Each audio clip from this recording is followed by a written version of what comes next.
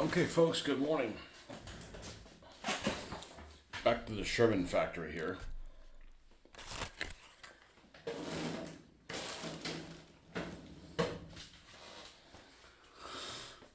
All right.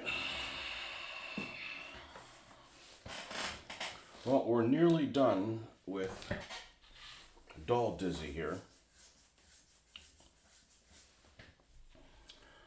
We've got a few things here or there to add to it. This is just a spare commander we just grabbed. He's been passed around. Where's my phone? Over there? We got tools, headlamps, a final dry brush of the Iraqi sand. Something cool that I figured out yesterday. I know lots of people have done this before. I have not done it before. And I can tell you that I will be doing it from now on. And that is the antenna. So, find yourself a piece, go to the stores, go do your honeydew list, your shopping list for the missus, and go to the store and buy you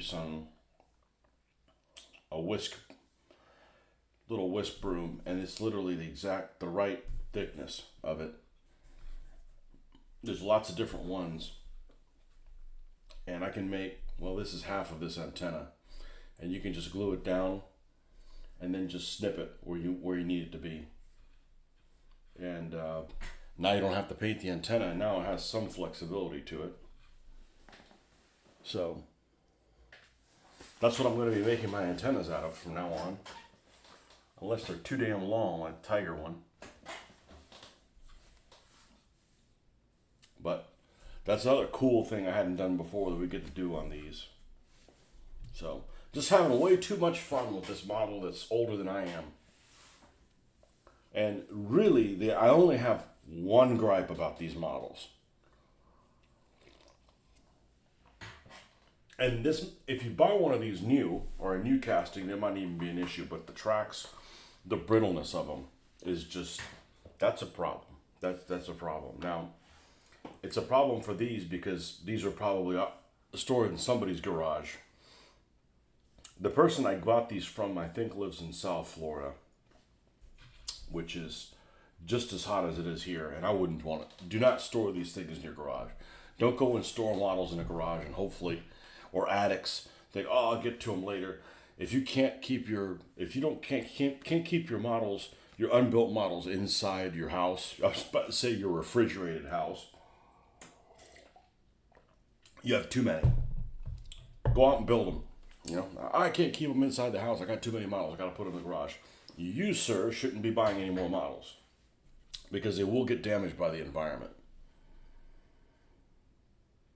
So, all right, let's get, what's this bloody color? Iron Warriors that I got to be careful with to make sure I don't get it everywhere. Oh, I did want to look at the tools because some of these tools I'm not really familiar with.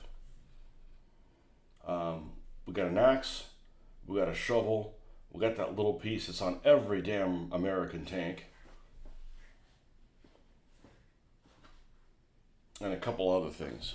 I want to make sure we paint what's wood and what's wood and what isn't. Uh-oh, I got mail.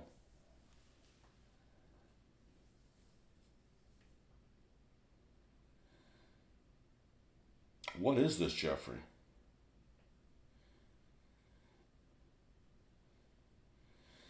Ah.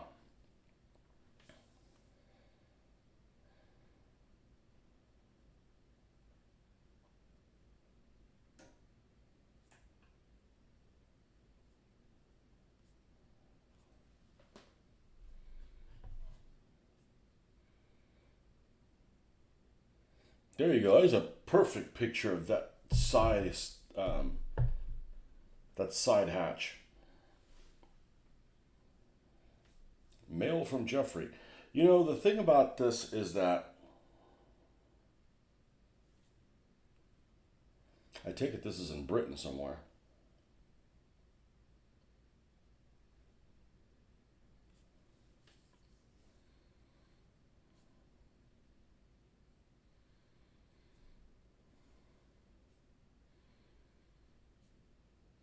Yeah, because all these vehicles have like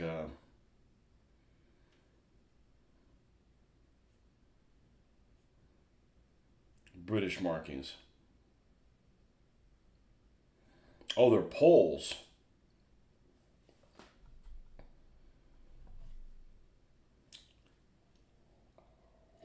Mm,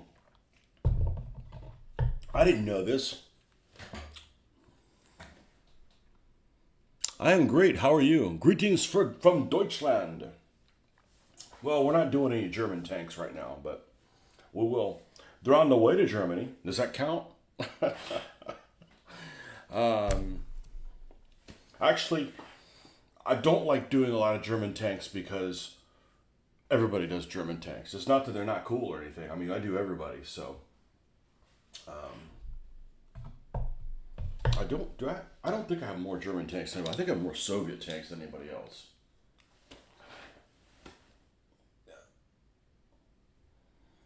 The German tanks just look too cool to begin with. I like doing the stuff that's like, it's boring. It's green. Who the hell wants to do that? Green, you know? It's green. Well, pay some attention to it, man. You can make some. This is what I was on about, and Jeffrey just sent me this link that looks like some reenactment videos. I didn't know, and I haven't looked at it in detail, that the center, that type of track on the Sherman, the center is also rubber. That's how much resources they had over here. Is they just, we'll put rubber everywhere.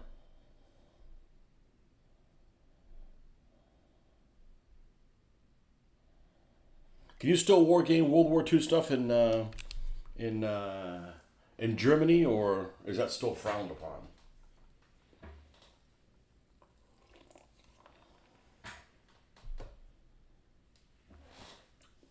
I got a German plane here. I can't show you the tail though, because you'll get in trouble. They'll haul you away.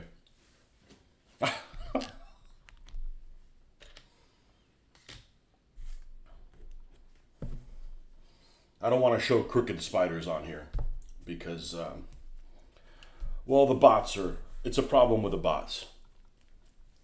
It's an issue for the bots. I think it's good to show the crooked spider because it's an opportunity to talk about, you know, how those guys weren't the liberators. What do the people call them? Defenders of Europe. The defenders of Europe. I've seen people on Facebook like, come on, man. Um, what is? Oh, we need to look at Sherman tank tools images.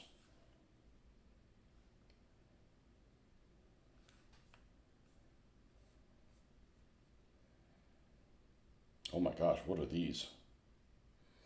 3D printed files. No, no, no. We're going to go crazy. And I actually don't have a lot of stuff for the. Okay, here we go. That's what I wanted to see. That's the type of picture I wanted to see on there. So obviously we know that's a shovel. Dur. What is this thing? It's like a pry bar. There's things that German tanks that they have on them that are almost on every one of them. That's ubiquitous, and that's their special jack that's almost on every single model per vehicle, and the little box that you put on the ground for the jack to sit on so it doesn't sink into the dirt. That's almost on every vehicle.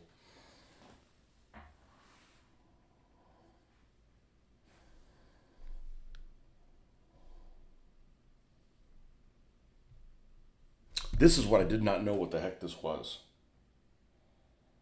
And I still am not sure what the hell it is. Let's see if you can zoom in on it. Looks like it's just an extra handle for something.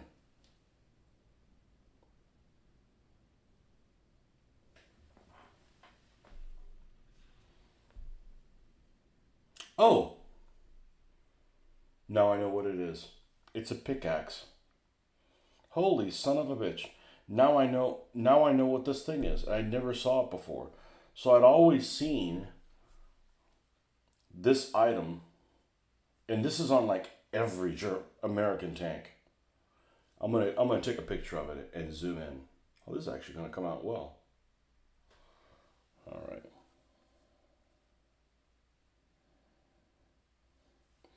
This little piece here is above the shovel.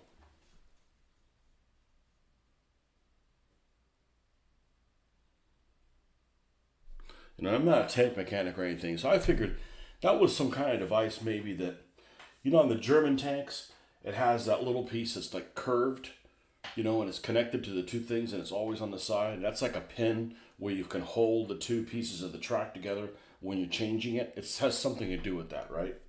So I figured, okay, that's the American equivalent of it.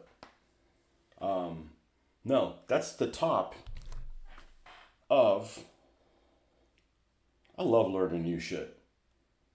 That's the top of the axe handle. Because I'm like, what is that thing that's sitting there that doesn't have an end? That's the axe handle that you assemble. You assemble when you need it. I did not know that. So there's the handle over there. There's the top and there's the handle for it. All right, what's this long? That's got to be like an all metal pry bar. That's exactly what that is.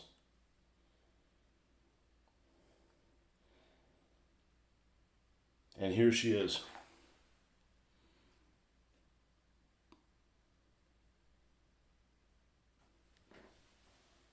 And then we also have a great picture of the shovel and how it's broken down into wooden pieces and non-wooden pieces.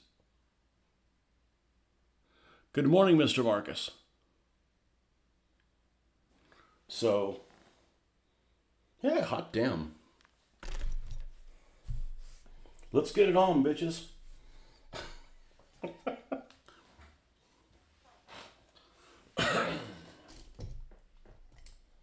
Well, Marcus, I think I've made a decision.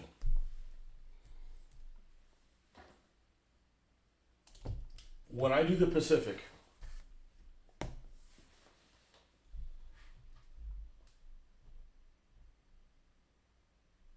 I'm gonna paint with an imagination in mind.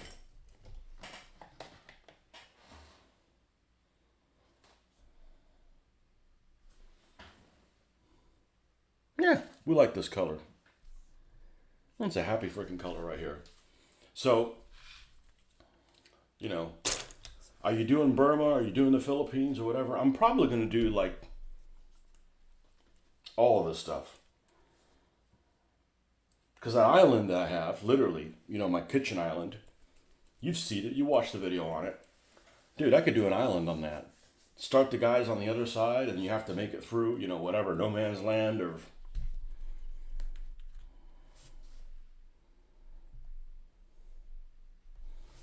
I think that has a... And then we can do palm trees. I've watched like multiple videos on people doing like clusters of palm trees and, you know, nobody likes palm trees more than me. I don't have any now. I had like 8 at the old house and they kept dying. I planted them and they kept dying. You know, after a while, you know, we were there 20 years. And then the last one, Stumpy, because she was little, the new owner cut it down. Like, asshole. Fucking California asshole. Yeah, they were from California. True story.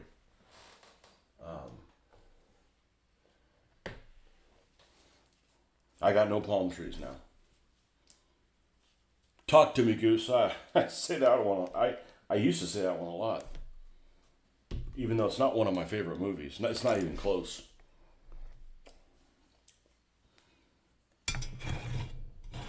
So I think that's what I'm going to do with the Japanese.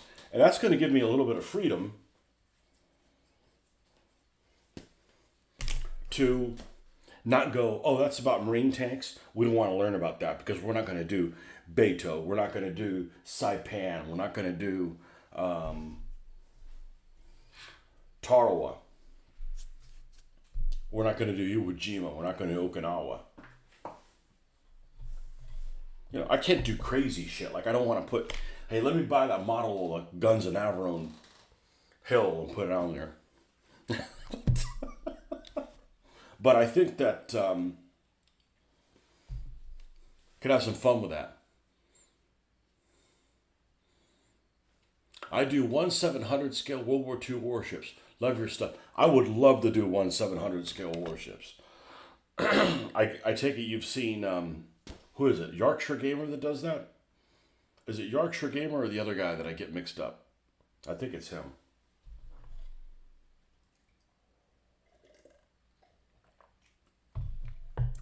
I still don't know how to do the water. I would be overwhelmed with doing the water. But the ships, I'm a ship guy. However, and I know it's stupid. I feel like I have to preface it every time with, I know it's stupid, but I play World of Warships. I don't spend any money on it. That's stupid. Okay? I just unlocked, what did I unlock last night? The North Carolina. Finally unlocked the North Carolina. I'm really enjoying playing Americans. Almost really for the first time in my life. Like, I've played Americans before. I'm like, Americans, yeah. Like, I'm blessed I get to be an American every day. So I'm like, I'd like to do something else. But playing World of Warships keeps me from dabbling into warships also. Because I used to do 1/2400 scale stuff and had hundreds of them. And they looked like melted assholes compared to what I do now. You know, maybe not that bad, but if I still had them and hadn't sold them on eBay, I wouldn't be proud of them. Yorkshire Game. See, the problem with that is that game has. I don't want to play in this scale and have the compression that most scales have. And his game has a shitload of compression. I mean, I don't know what scale he's doing, but.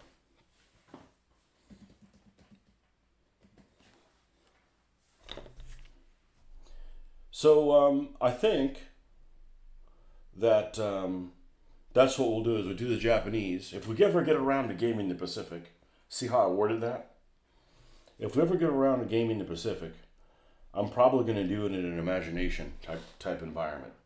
Not absurd, okay, but, you know, not have to worry myself with, well, they didn't have this here, they didn't have, reasonable stuff. We're not going to go and put a Pershing in the freaking Japanese island, okay? We're not going to put,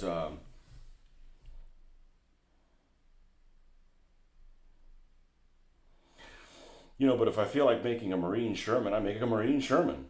And if they're fighting with Shinhoto Chihas on it, do Shinhoto Chihas, and use Marines in a place where the battlefield isn't tiny. Maybe it's a landmass the size of New Guinea or something like that, and they just happen to land Marines there, That kind of stuff. Not just absurd, like,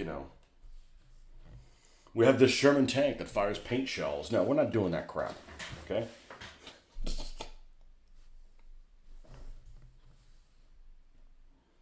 What's up with the negative waves? Well, it's better than the stupid waves, okay? No stupid waves. I still would watch that movie again. I just need to catch it on. I'll watch it with a daughter and just be quiet and see what she thinks. Daddy, this is stupid. That's it. I ain't watching it again.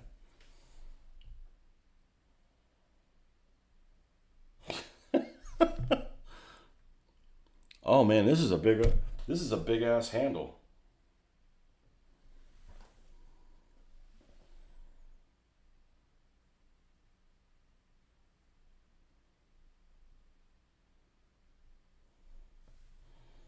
Okay, and then this is wood.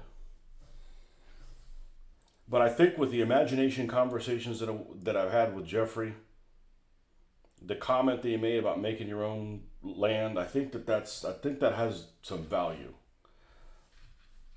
I think that has some value.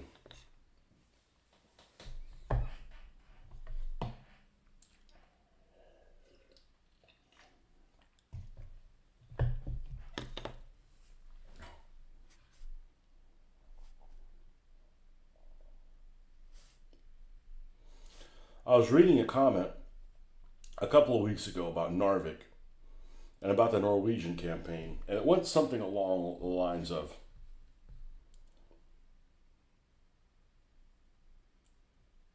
I have never really thought about this.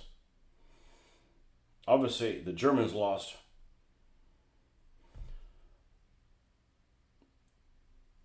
roughly a third to 25% of their fleet, of their small fleet, invading Norway through different reasons. Narvik, Königsberg, or Karlsruhe getting bombed by skuas. I forget which one happened. One got torpedoed, right, by the British submarine.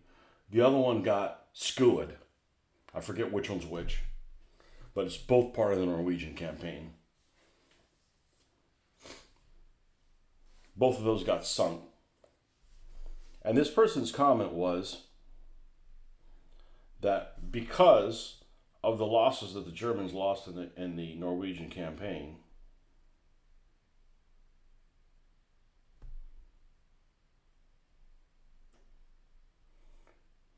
it affected the ability of the Kriegsmarine to come out and escort their heavier units with destroyers properly, because they lost they lost a lot of destroyers in Norway. I don't know, 8, something like that, which is, half of them, something like that.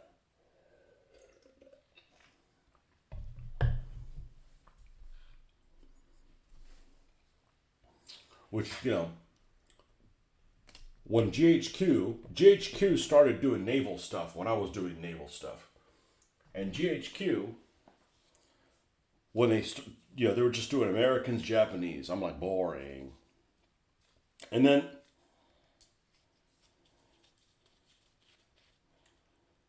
the Japanese, that's all they had. And then they added the Germans and the British, and I'm like, all right, goody. And they do the Germans, and they do Scharnhorst, Köln, and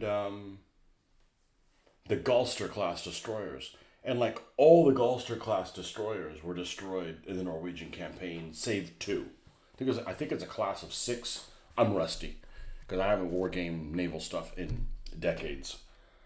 But if the class is 6 or 8 or whatever, most of them are destroyed there. I'm like, why would they? You should have made the Moss class. But anyways, CNC was already making the Moss class, so.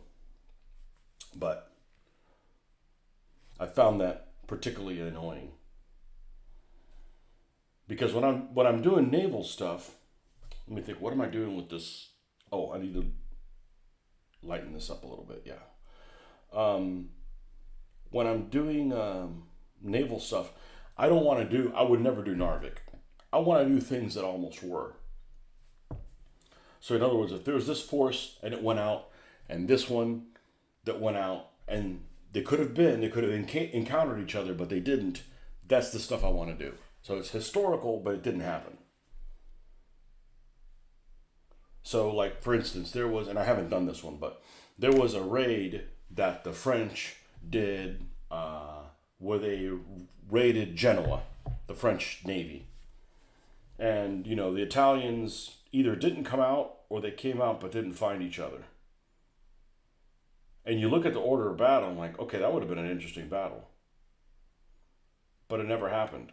So you do stuff like that. I find those a lot more interesting. And there's a lot of, like there's no point in doing the Battle of Cape Matapan the way it was. I mean, it's like really unbalancing the way it is. But I like those what ifs a lot. Oh, Snapdragon, I still fucked up. I missed something.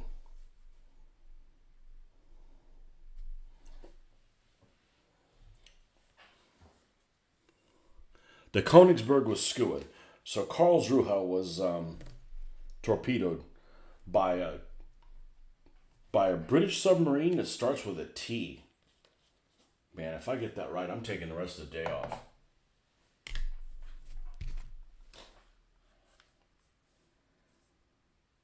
That's not a lucky ship, that name. Because I believe that's the name of the ship that was in World War One, was raiding in the middle of off the coast of Brazil or something like that, and suffered some kind of explosion that self-destructed. World War II, Karlsruhe. Yeah, I'll put the umlaut. Anyway, you can search for with the umlaut. Why is it not shown with the umlaut? I thought I had the umlaut over the U.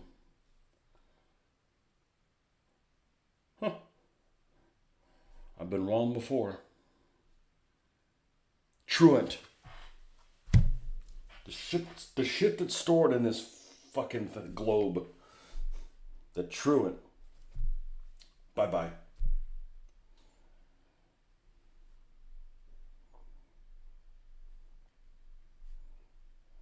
Yeah, so playing World of Warships,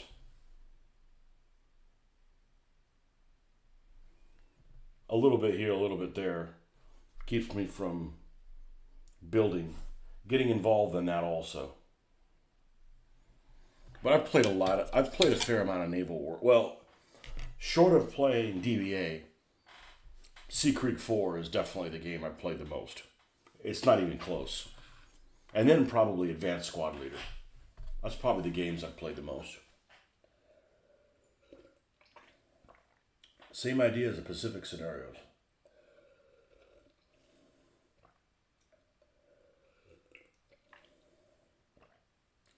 Norway is a close run thing, a bit like... See, in the book, that name of that town is called Bone. And I've always thought it'd be Bonet. Because it'd be stupid to have a name of a town called Bone. I'm not sure which one it is. Germans got in first in Norway, the Allies in Tunisia. I never thought about it that way. I guess you do have a point.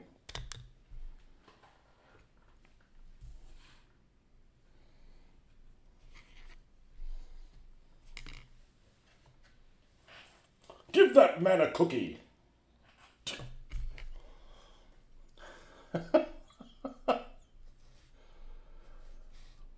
Well, I hate poetry. Yeah, I said it.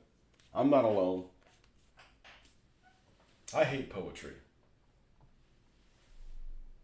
And I don't like Shakespeare. And it's not because it's the language that it's written in. But one of the last classes I had in college was an English class. Because we're not native English speakers here in America. So we have to take an English class. And it had a poetry section. And it was a poetry section, which I don't remember anything about. And it had a Shakespeare section. And I actually enjoyed it. And the reason why I enjoyed it is because we'd read it, and then we'd sit around in a circle, which, by the way, this is the only Tony sat around in a circle and actually had a good time sitting around in a fucking circle, okay? Because usually that's like, what kind of communal bullshit is this, right? But it worked for that, because it was a discussion where we could all talk about what things meant.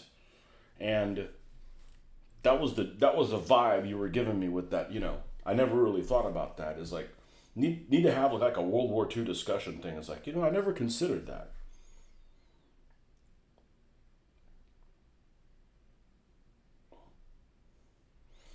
But I feel like we have many of those type of conversations on here. Those round robins. Well, what about this? Like, well, I really hadn't thought about that.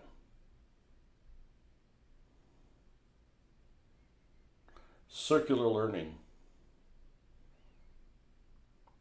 I don't know. Always seemed a little. Other than that instance, it was always a bit kumbaya. Everybody take a drag from the roach type of thing.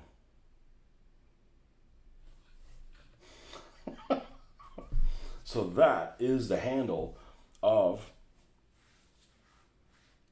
that axe. Son of a bitch. Because every vehicle has that. Every vehicle has that. I didn't paint the tools on this son of a bitch over here. Well, it's time to do that.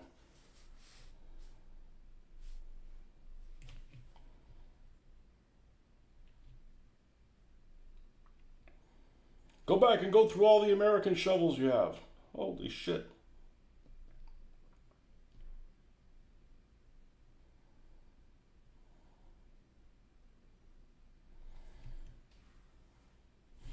Here's the top of that axe handle, and there's the bottom of it. Holy cow. Oh, it's like a revelation.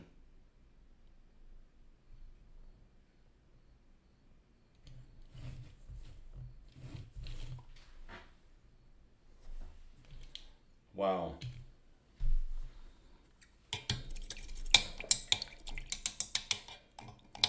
Blank verse draws blank looks from me.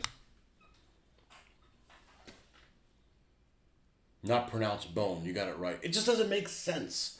It doesn't make sense. You know, I speak 2 languages and make fun of about another 12. So, I got an edge.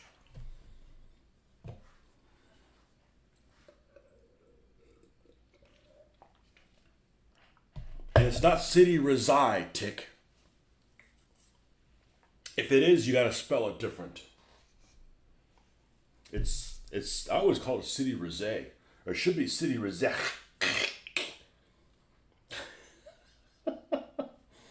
Welcome, docs. It looks like a mattock, one of the most dandy digging tools growing up on the farm.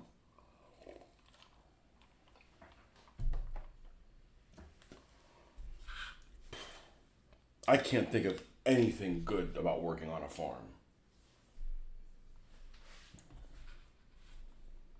But there's things that you experience in your childhood that you either love or you make sure you never freaking do again, ever in your life. That's still better than Chewy Gooey. Chewy Gooey pass.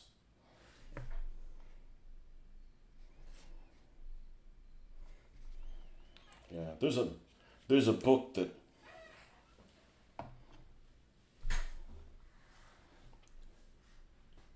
or when Bill O'Reilly said, what was he talking about in the patent book? It says the 155 guns. 15 guns. You mean 155 millimeter? Like, come on, dude. Your dad was in World War II. Come on. And I make errors too. I forget what it is, but there's something that I had wrong forever. And I'm not afraid to say, tell you, hey, look, I wasn't perfect. I got this shit wrong all the time. But once I find out, I'm not like gonna be like, you know.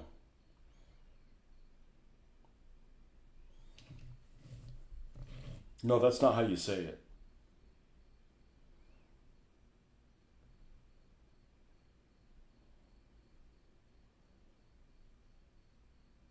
I guess this is the world's longest axe handle. Sounds like something some kind of tourist attraction you have in like Missouri. Come visit the world's longest axe handle.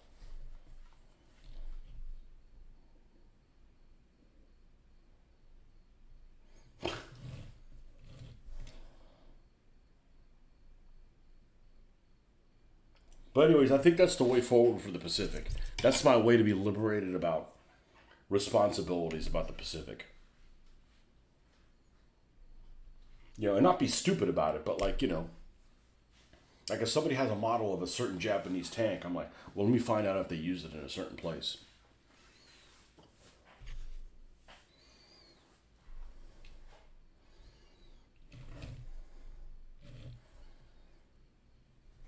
That's not to discredit any veterans that served on the Pacific or anything like that, you know. But that allowed me to use the P-40 sitting on the ground, and the Japanese do a counter. I'm like, well, that never happened in a place. That allowed me to use Mr. King Kong. Use Mr. King Kong in a scenario. You know, that allowed me to like order some Marines from Valor Games or whatever Games. I'm nowhere near doing that. I'll paint some of the plastic ones that I have. We don't need to order any more anything for a while. We're good. And that's just me talking. I mean, unless they're like, you know, free at the model show. So I think that's the way forward.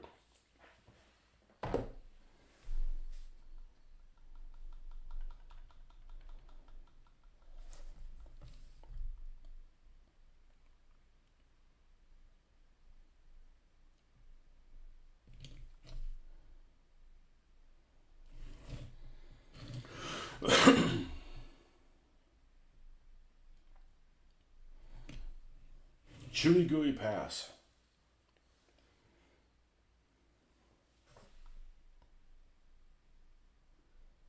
That a real name for a place, or was it just what the? We don't know how to pronounce it, so we'll just call it Chewy Gooey Pass. And the locals are like, no, that pass is called Haramitma. Like, screw you, it's Chewy Gooey now. When we leave, when we're done beating the Krauts, you guys can call it whatever the hell you want. O'Reilly, he probably had an M&M sponsorship on the go. That one's lost on me. M&M sponsorship.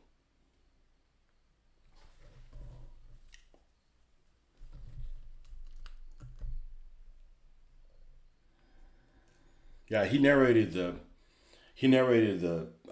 patent, his patent book. I believe that's the one he did. He narrated the patent one.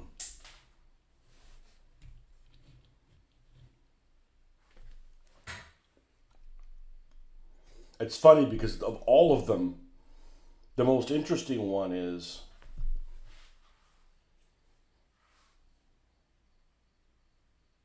he might have narrated the Kennedy one too. The Kennedy and the Reagan one were the most interesting one, not the Rising Sun and the patent one. It's funny, so like the political ones, which is, I'm not really interested in political stuff, but I grew up during the Reagan area, and the Kennedy stuff has all kinds of stuff that I didn't know about. They all have all kinds of stuff I didn't know about. The patent one was the weakest one, surprisingly.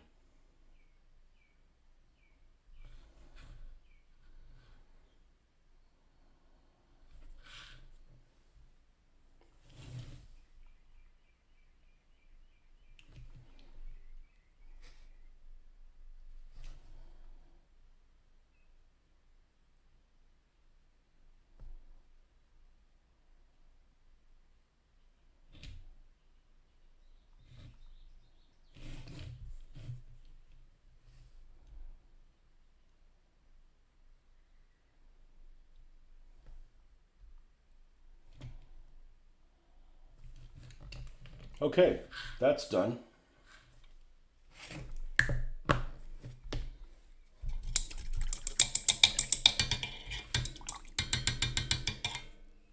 Let's do the red of the taillights. And I've already looked at them.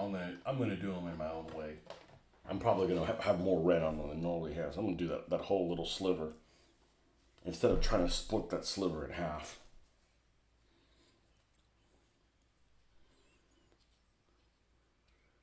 Chewy Gooey. That might be pronounced Chewy Gooey.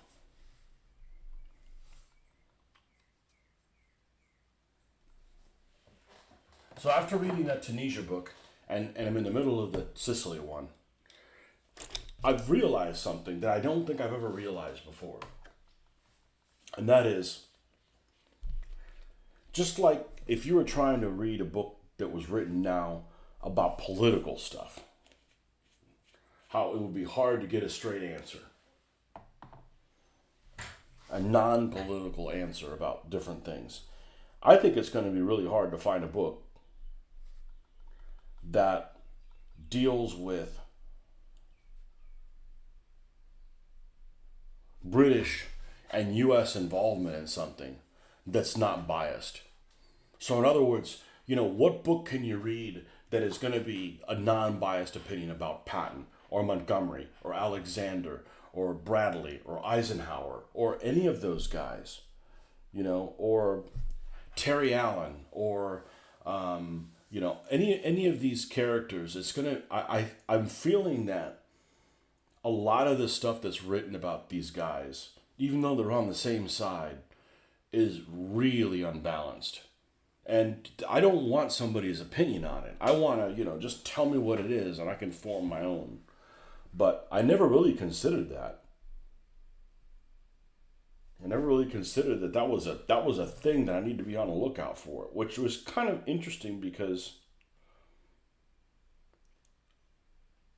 I think I'm looking forward to reading more about these people.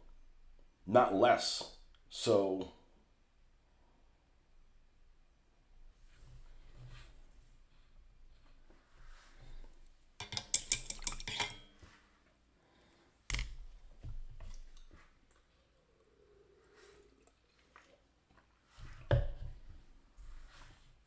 all I can say is there were some U.S. generals that they had in Tunisia that were some rough looking folks. Rough looking folks. I'm not talking about people on the ground. I'm talking about guys in charge. There's some rough. There's a photo of, I don't know who the third guy is, but it was Terry Allen and Theodore Roosevelt Jr. and somebody else. And these three guys do not look like, what you, they would definitely would not be in a John Wayne movie. You know what? I probably do need to watch The Longest Day with my daughter. I've never seen it. I've never seen it because it's black and white. I don't need to watch it for a history lesson. I just need to see it just because, but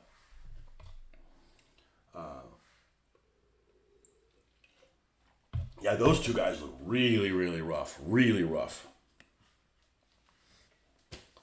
We still need to do a learning stream for that Tunisia game one day when time and inclination permits. Maybe that's a good thing to do next week while I'm alone.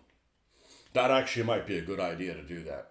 Not that it would be that much of a bother if my wife is here, because, she stays out of my shit. Like right now, she's not here. She's, academic papers and possibly debates might result in a balanced view. Maybe. But I'm really getting the inkling. I'm not picking any sides, okay? I'm pretty objective. I'm not like, I'm an American and Americans are always... No, I'm not. I don't have that attitude.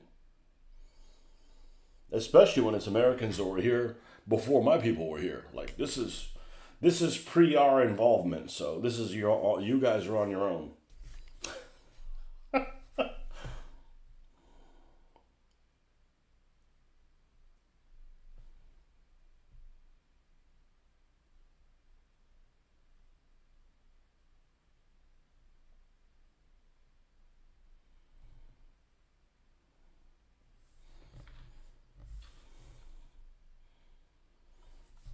But just reading about Patton recently, I'm like, everybody like gets on Patton for slapping that soldier.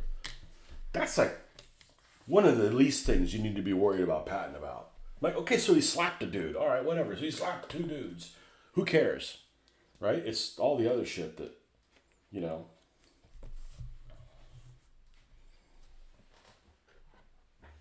I'm not a big fan of people that think, hey, I used to be a god in another life. Okay.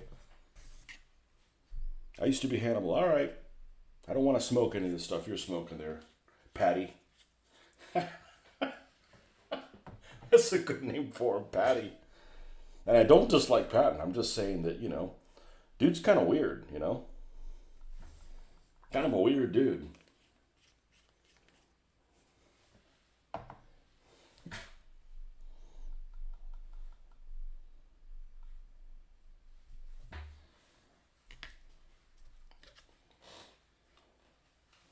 I need to screw around with AI one time. I figured, what if you put Donald Trump's face on Patton? I mean, that's kind of or him on El Duce. Because everybody says, oh, he's like Hitler. No, he actually has some El Duce mannerisms.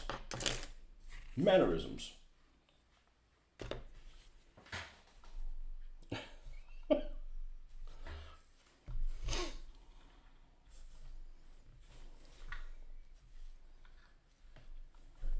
But that's a messing with AI is a huge dump.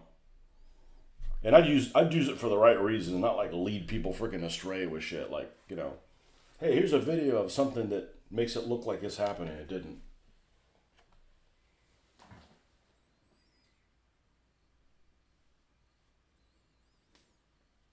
He did have issues. Yeah, everybody has, he's just, This book that I'm reading seems to think that he basically neglected logistics. He's just like, yeah, we're going to go there and kick some ass, even if they didn't have supplies to do it. I think they just got lucky that he just had a lot more supplies. And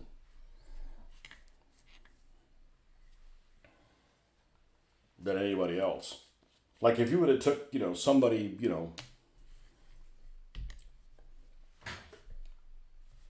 like if you took somebody like Rommel, and I'm not a huge Rommel fan. You took somebody like Rommel with a supply situation that Patton had, he would have done infinitely better.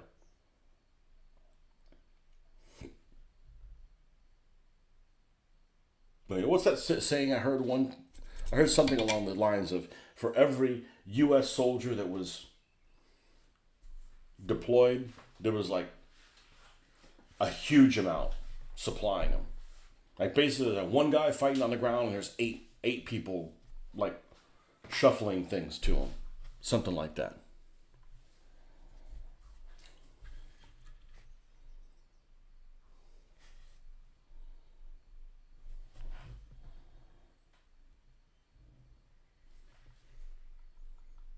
What kind of equipment do you think that the U.S. troops would use in Tunisia? You think they'd be equipped just like Normandy? Yeah, they don't. I don't think they had desert gear. And then you hear stuff like, you think about somebody like Patton, like yeah, he was a good general, right? Like everybody likes Patton, right? Except Montgomery. Everybody likes Patton. And then you read his stuff about like the guy wasn't wearing a freaking tie when he was supposed to, so he gave him a $25 fine. I'm like, you're a fucking prick. Like, dude, like, don't you have anything? Aren't there Germans to kill? Like, first of all, they should have slapped. That's if Patton needs to slap somebody, it's whoever came up with like, let's put a U.S. uniform, combat uniform, wearing a tie. Fuck you, get out of here. Wearing a tie in a freaking war zone. Get your ass out of here.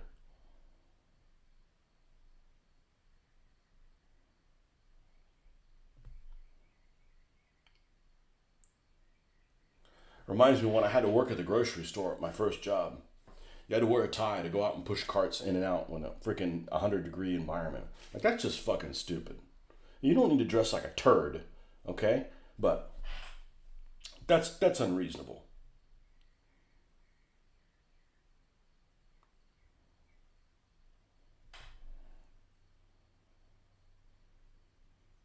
That's like the cops in this chintzy little town. Sorry, you were going 2 miles an hour over the speed limit. We're going to give you a ticket. Thank you, officer. I hope you get cancer. What? Nothing. Wait, don't you have anything better to do? Stupid ass Patton. But it's about the discipline. Now watch me run off and fudge up my logistics. Yep. Oh, you have to have discipline, but go slap whoever's like, yeah, they should wear a freaking tie in combat.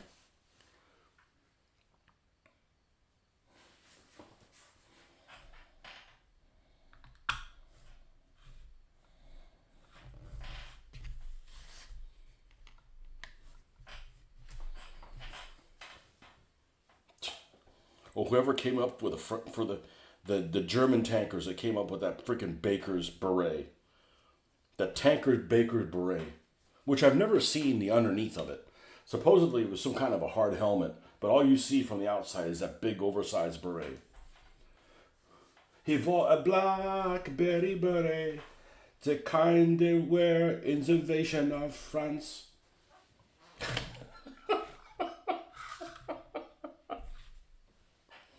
Just ad-libbing it this morning, folks.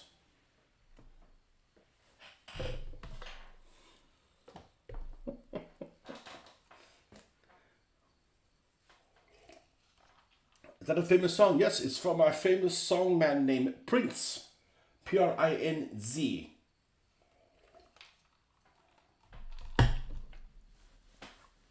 US had M3 Lee and M3 light tanks in Tunisia initially. So another thing that I read, and I don't know what book this was in, this was super interesting. And if I get the details wrong on things, I apologize. I don't want to get the details wrong. But I'm human, unfortunately. I'm working on it, but I'm human. In Operation Torch, the Americans were going to land. The Americans were already shifting to using the Sherman. And the British needed a bunch of Shermans after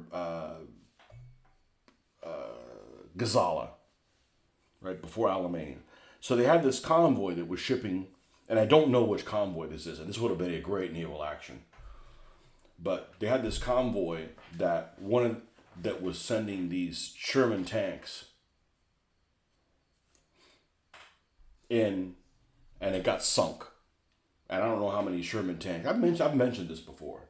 Like hundreds of Sherman tanks. Not like 700, but like 200 or something like that. They sank in this convoy. So the tanks that were slated for the U.S. 1st Armored Division, that were Shermans, ended up going to the British. So the U.S. 1st Armored landed, I think initially with Lees. And then eventually they got Sherman replacements. But I think the Lee, I'm sorry, the Lee is an ugly tank. It really is. The Grant turret, the other thing I didn't know is the British had some Lees. So I thought every Grant the British got, was that, and that's not the case. It still was like 3-1. I mean, there was like three times as many Grants as there were Lees, but there were British Lees. I've never seen somebody paint one, but I mean in North Africa. Patton used a seatbelt. He would have survived, so maybe the universal karma got him. Yeah, it wasn't wearing a seatbelt. Yeah. Real man wouldn't wear a seatbelt. Whatever. I think the only thing I don't wear a seatbelt for is like sometimes when I'm pulling out somewhere, as I look, and then that's it. When I'm on the road, I don't feel safe not wearing one. I don't care what the rule is, like pulling out of the driveway or something like that, or pulling out of my space at work. Literally, that's probably where I do that the most. And then as soon as I've moved like 2 spaces, I put it on because so you can get full turnage. I don't want to bump into somebody. But other than that, I'm always wearing a seatbelt. It's freaking dangerous not to wear a seatbelt with like the Lee served in Burma, and where else did it serve? Burma, Tunisia, and I don't mean as an ARV.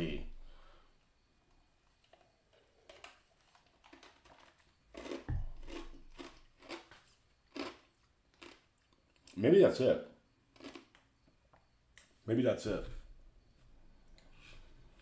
All right, so we got the back headlamps. We got the front headlamps. I think, I don't know. I would love to put the weight marker on this, but it seems like the Americans were slackers to putting that on. The British are pretty good about putting the weight sticker on them. Weight marking. So I'm going to punt on that.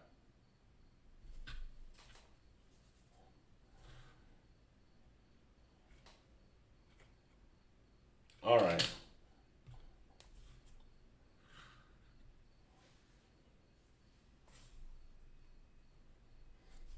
Oh, we do need to do a little bit of Iraqi sand dry brush. We'll do that afterwards. All right, we got Fussy Hussy and Dumb Luck. All right, which one should I do next? I'll let you guys decide. Fussy Hussy or Dumb Luck?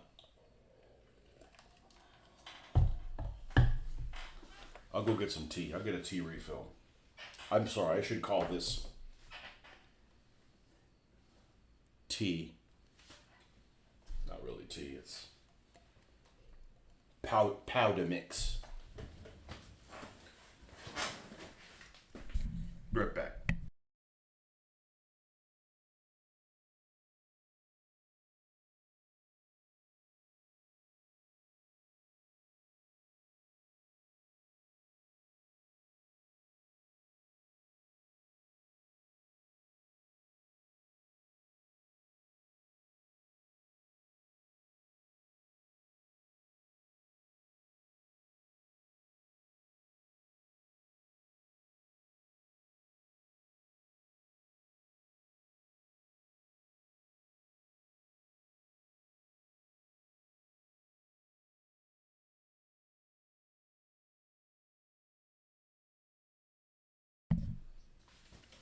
Flip a coin and leave it to Dumb Luck. Okay, Dumb Luck it is.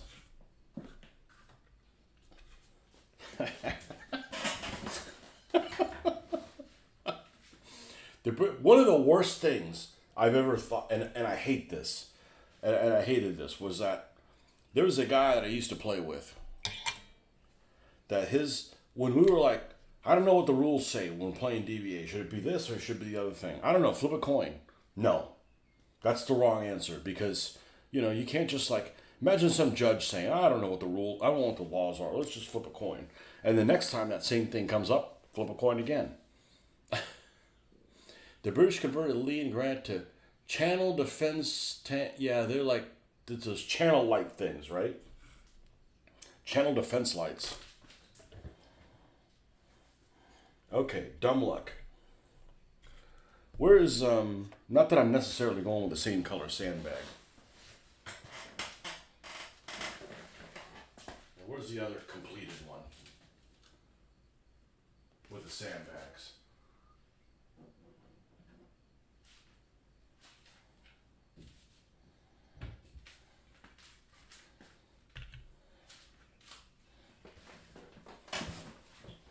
Yeah, that's a bit gray for my taste. That's almost like this color here. No. All right, I want something a little bit more.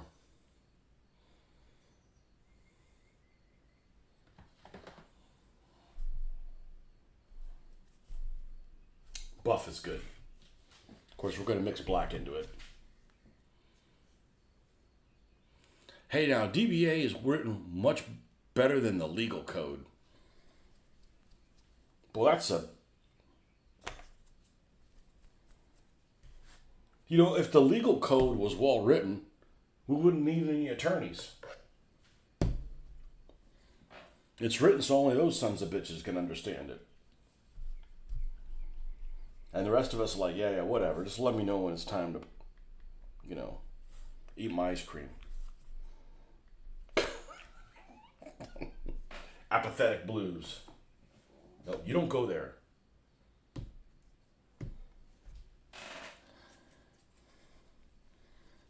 Do you get better than Gold? Probably.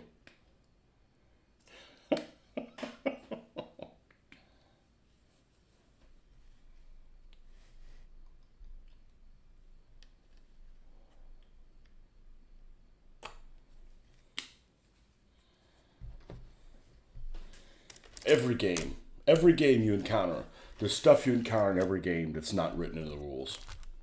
And it's not like after you played the game 500 times. It's like one of the initial playings, you encounter things that have never been that aren't in the rules, and you're like, who the hell play tested this?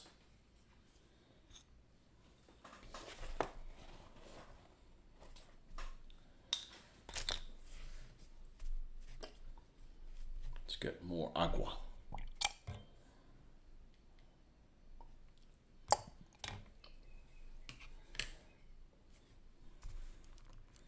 Oh, before I get into this,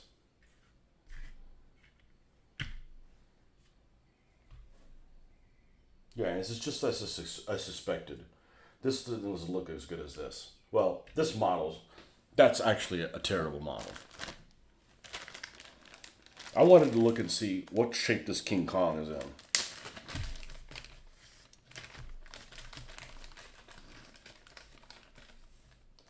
We got tracks for both sides. We need a sprocket and housing for the front. Okay, we can fix that. I gotta be careful with this dust. There's some major fucking dust in here.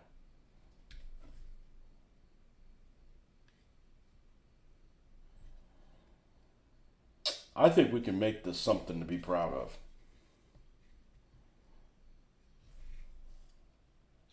I'm sure this is an issue model.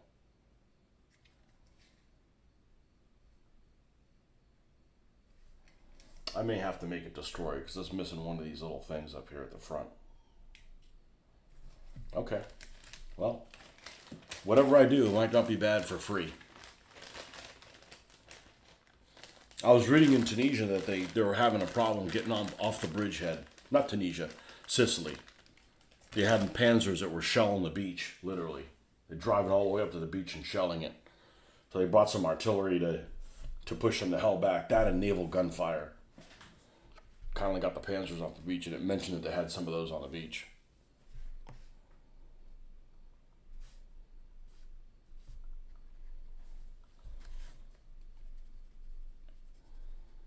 And that's the ducks make their appearance.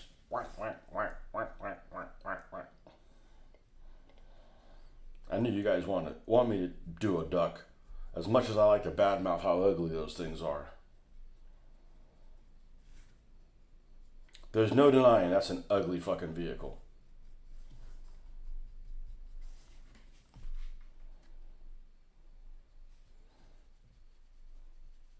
What quacks like a duck doesn't look like a duck and doesn't look like a duck. What sounds like a duck, quacks like a duck, but looks like ass? A DUKW.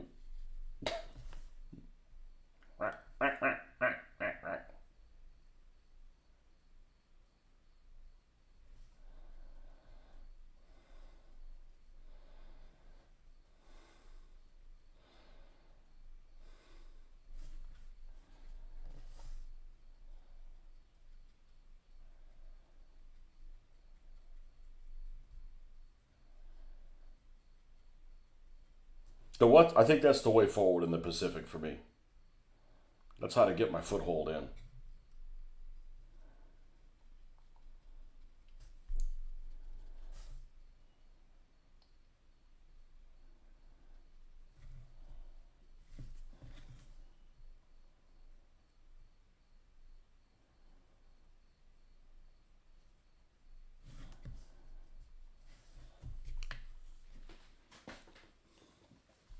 Because I got like a squad or more of Rangers from Battlefield. I got a handful of Special Japanese Naval Landing Force from Battlefield. You know, obviously we have standard troops too, but I mean like weird things. Like, all right, we're kind of use Rangers and Marines and Special Naval Landing Force, and like, well, you just have to make up a place.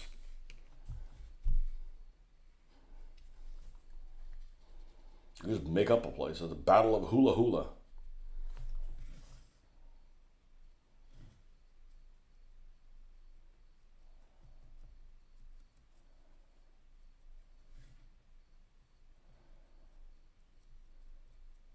I don't know, Wacky Taffy or something, you know? I need to put that feather in my hat. The Wacky Tacky. You know, just like that article that guy did in that fake Tunisia thing, but he came up with some stupid names for things. Like, the things can be too stupid, you know? Like I could come up with names of these tanks that are just ridiculous, that don't work. That you know, you got to have some kind of reality to them.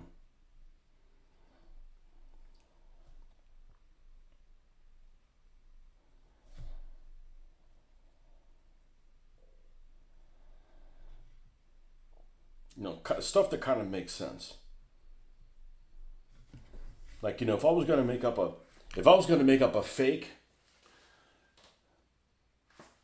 thing with like ships, right? If I was going to do like a fake, I need a fake British cruiser, right? A name for a fake British cruiser. And I don't know what class it is. I don't know, Ajax class, doesn't really matter. Whatever it is, like a light cruiser, World War II. You know, you could do something. You can throw something, a name that there was never a British cruiser name for. Well, there may have been a cruiser name for it. Something like Ganymede, right? It's a Greek name. It's a celestial name. And it's the kind of stuff that the British like to name their ships. You know, that kind of shit. All possible because I bought that. I could go through that islands that don't exist anymore and create this place where the Japanese took over, and then America's. All right, we're gonna go off the teetering end. You know, some place like in Sarawak or something like that, some make believe island or whatever. The Italians used Fiat 3000s in a counterattack in Sicily, lost them all, mostly through breakdowns. I don't know what a Fiat 3000 is. An opportunity to learn something. Fix it again, Tony 3000.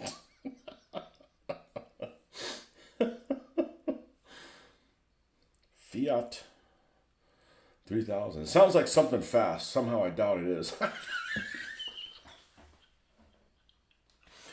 Fiat 3000. You thought it was fast? Yeah, maybe if you take the rivets off. What the what the fuck? Oh man. And the Italians use a lot of French tanks. Can you imagine something worse than an Italian tank? Is a French tank crewed by Italians. That would be, really bad.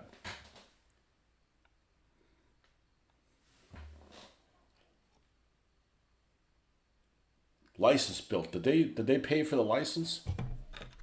You know damn well the Soviets didn't pay for the licensing of those Ford Model A trucks. There's no, oh yeah, we'll put it on my bill, yeah. And no problem. I know that we tried to fight you 20 years ago, but put it on my bill.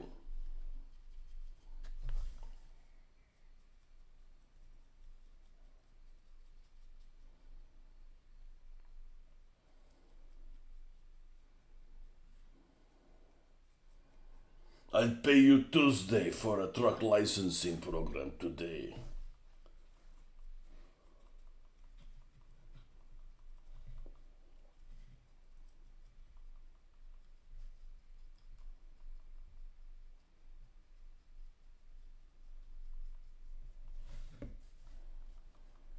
Yeah, maybe that's what I should do. Is just come up with my own set of rules that are the variation on the face of battle. I can call it the farce of battle, right?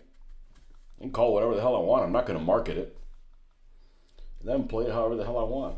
Now, obviously, we want to play it realistic-ish. Otherwise, it would defeat the purpose altogether. But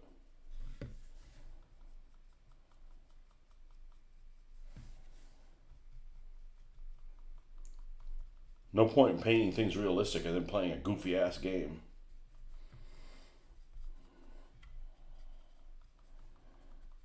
With those, what are those things that those Meng tanks and those goofy ass figures? You know what I'm talking about. Somebody makes those goofy ass bobblehead type. They're like bobblehead figures that don't even bobble. Like, what's the point of that?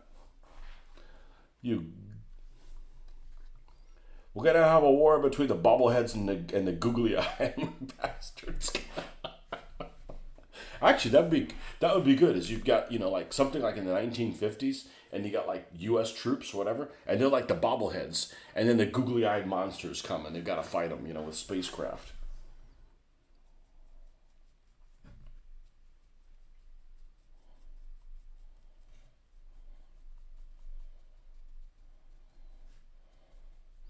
Anyways, I think I just gave myself I just, you know, I unclamped my creativity thing. That's gonna allow me to I want to build like a whatever, and I'm like, all right, we can do that. Well, you're not going to use it in anything. Well, I may not use it in anything that really exists, but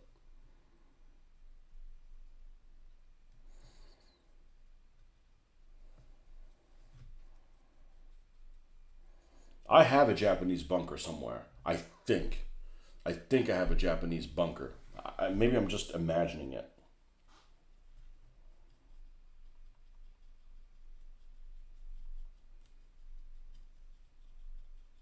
I've got something that has like logs as the side of it.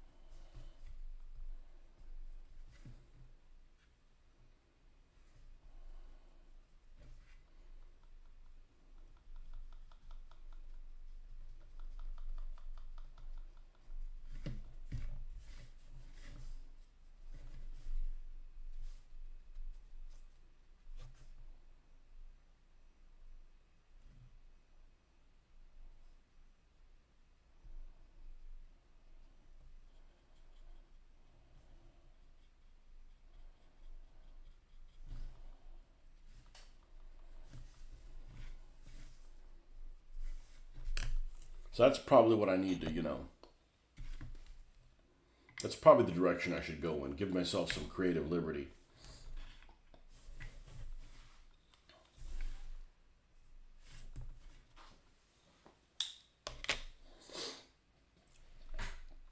And just what I said, the secret to dry brushing, or what I think the secret to dry brushing is, don't put one color on. It doesn't look very good. Well, no shit. You only put one color on.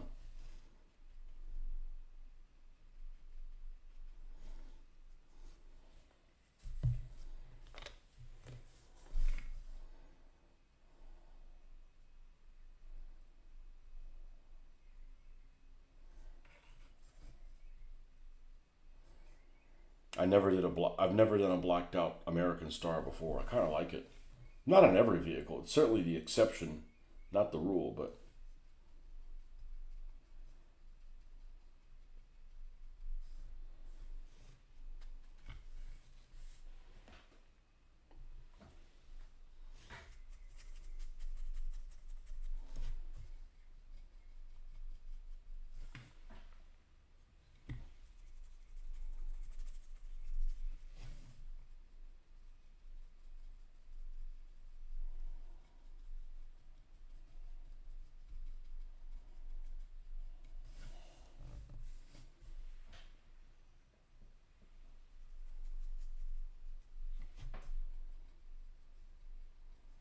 yeah, but playing that World of Warships keeps me from having to paint any real warships.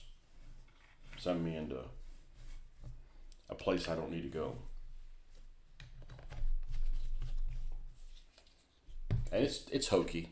It's better than World of Tanks, I think. Even though there's hokey shit in it. What I really hate about it is like, oh, you need to be like end on towards your enemy. I'm like, that's just retarded on every level. So what you're trying to do is to win, you want the enemy to cross your T. Right, that's stupid. Yet a fictional Greek army troops, you mean Navarone? I remember when I was a kid, I was always trying to find out, where's that damn island? And I found it. I found it. I found the island of Navarone. I know it's a made up island, but when you look at the map in that movie, it's right over this little round bastard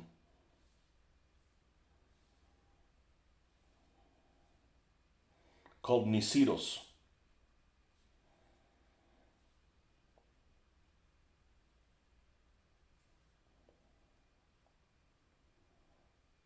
And this is before Google Earth. I found this fucker. Like, if you look at the movie, I like pause the movie, back when it was grainy and pausing. I'm like, it's this freaking island right here. At least on the map it is. This little round bastard. And I was sitting there thinking, okay, if that's what it's based on, why didn't like the British Navy go somewhere else? Like, you got these huge 11-inch guns. I'm like, okay, cool. Like, right, we'll be over here then. Oh, you've got those big bastards, right? Well, I have nothing to do with that. I'm like, you just go somewhere else.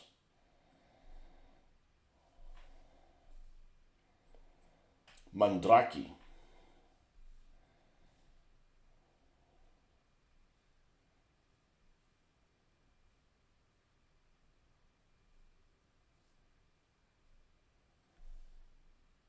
Wow, there's a lot of these little terraces there. Little flat places for people to grow things.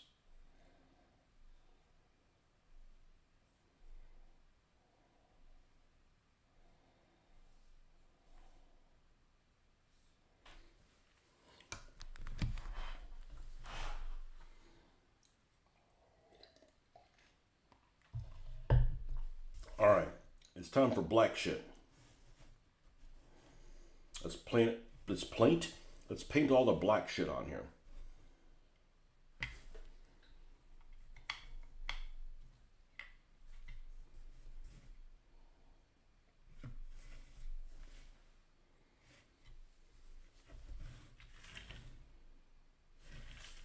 That looks like shit. I got a set of these little things that go on the back of tanks. I don't know where they're at. So I can add those afterwards. Just like I'd add them afterwards on all these tanks. Camouflage and olive drab. That's right.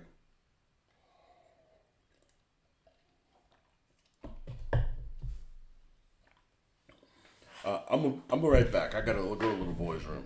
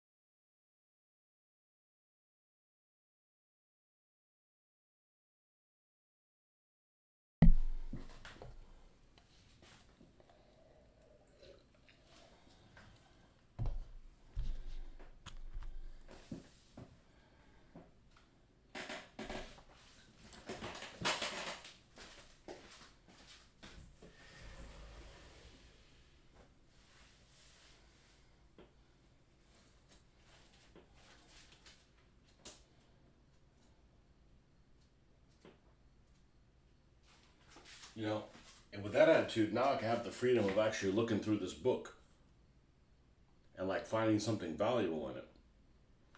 So I ended up picking up this book for, I think this was one of the 3 for $10.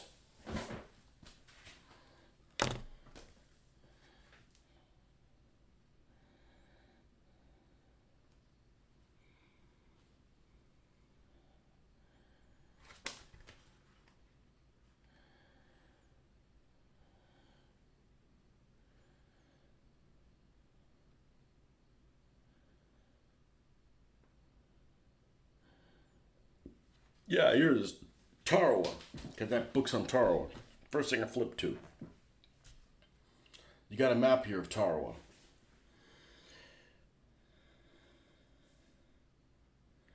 First and perhaps most brutal engagement of the Central Pacific Campaign occurred on the Tarawa Atoll, one of several atolls scattered among the Gilbert Islands, beginning on November 20th, 1943.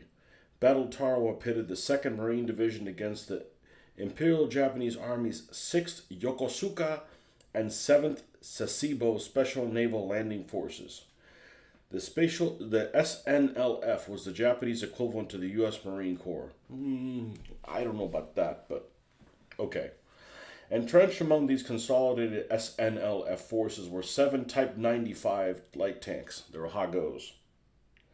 The American tanks supporting the 2nd Marine Division assault were the M4A2 Shermans belonging to Charlie Company. They all had C names. Of the 1st Marine Amphibious Corps Tank Battalion, and M3A1 Stewards from Baker Company and Charlie Company of the 2nd Tank Battalion.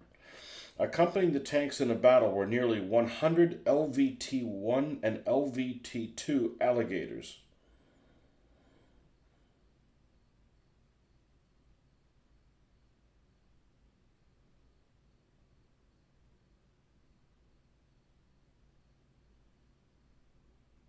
Interesting. Oh, it tells you coastal defense guns. Yeah, we can, we can have a field day with this.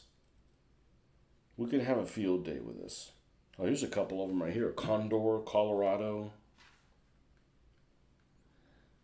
These have hand-painted names on them, and they're in worse shape than the ones I did.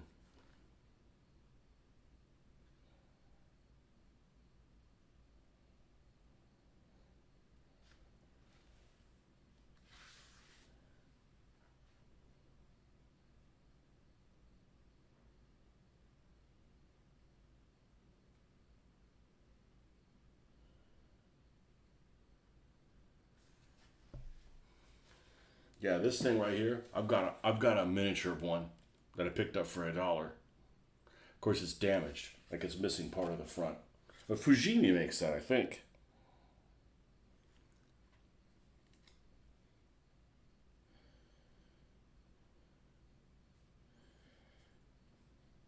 These amphibious tanks actually look pretty good. I mean, they're a piece of shit, but they look pretty good.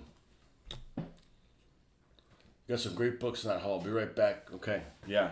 Yeah, no, I'm like, I can't not pick up these books, even though I may not use them for 4 years.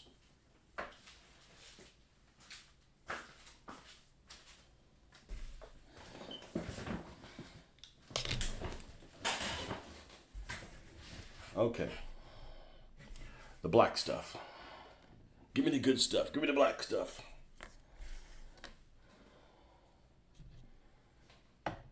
Yeah, you spot a haul, you got to take it, because those hauls aren't, you can't go anywhere local and find any books I'm interested in.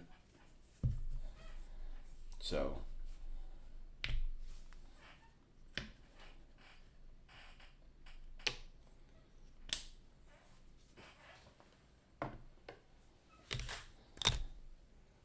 we just got to keep painting. We just got to keep plugging along. Whatever we do, we do. Whatever we don't do that.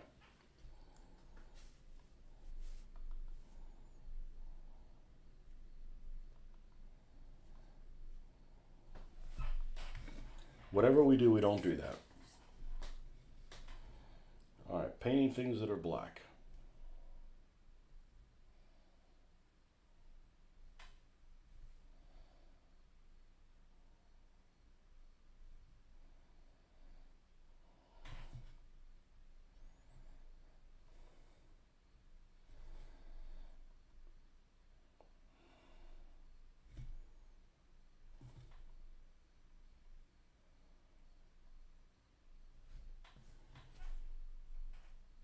just remember, man, just do small bite-sized chunks. Like maybe I want to use the Hago in a battle. Well, Face of Battle doesn't have rules for the Japanese. Really? That's gonna keep me from playing it. That's gonna keep me from playing the Japanese vehicles and not having that data for them.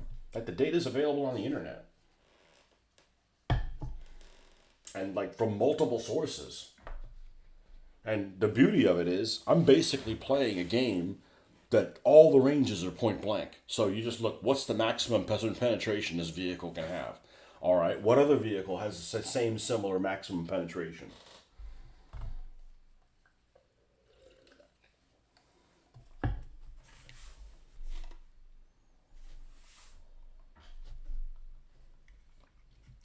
I just sometimes, I kind of discourage myself sometimes because I'm like, well, I don't know that I have all the right answers. I don't have all the, so I can't really do this if I'm not going to do it 100% right. I'm like, man, freaking wing it. Nobody else worries about that stuff. They even put out scenario books. They don't know what the hell they're talking about.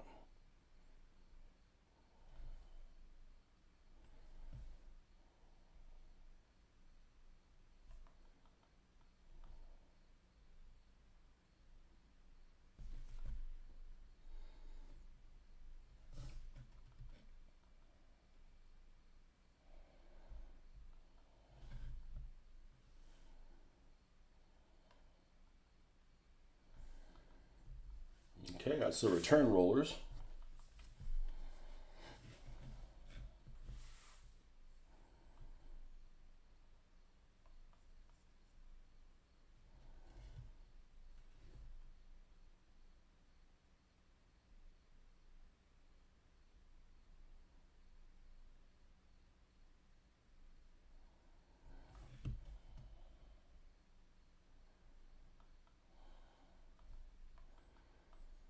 Jeffrey, you ever play that naval game called Perfidious Albion? Albion. Has like the side views of the ships so you can say where it hits. It's like a Victorian period thing.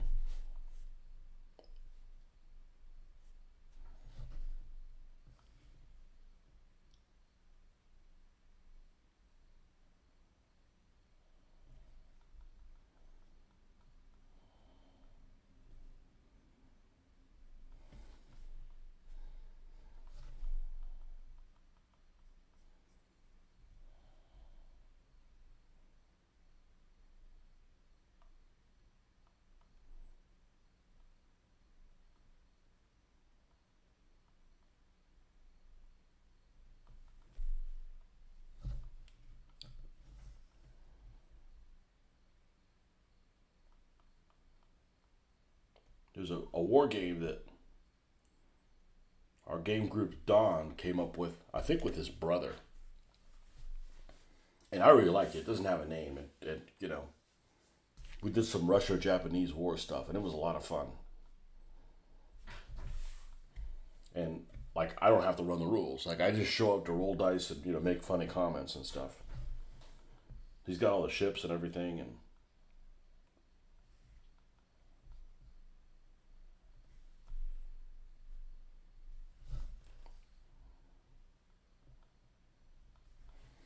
I found some hedgerow material that I had.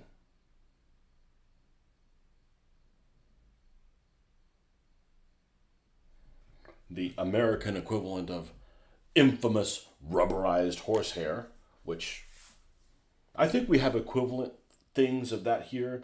It's just not called rubberized horsehair. If you look at any war game magazines, I don't know if this is still the case, but it used to be like, I made this with rubberized horsehair, rubberized horsehair. I'm like, geez, when are we going to get that stuff in the U.S.?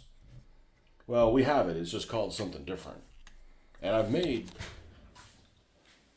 hedgerows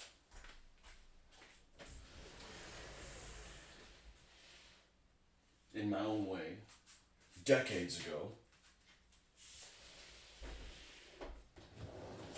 And he looked okay for the time. I think we can do better because we have a thing called a hot glue gun now. So they look okay, they're just too thin. Now there can be hedgerows that are that thin, but You know, when I think of hedgerows, I'm thinking of stuff that's twice as thick. And this stuff is made with these. I got these, I don't know, 20 years ago or something.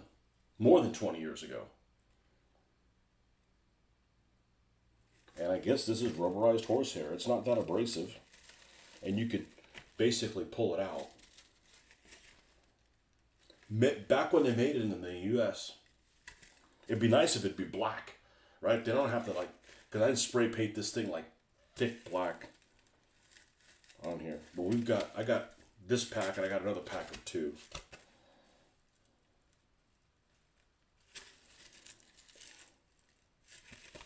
But we got a fair amount of this. I think I need to supplement it with other ones that I make.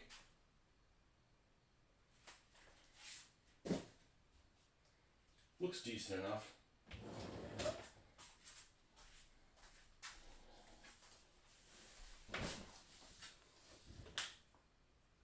Think you have Perfidious album and never played it. Also had a set of alternating naval actions and land actions. Two imaginations fighting over Penang Island. What's a real place? Or there's a place called that. That's that harbor that the Captain Viemden went in and caused all kinds of chaos. Penang. Today's special in Penang is...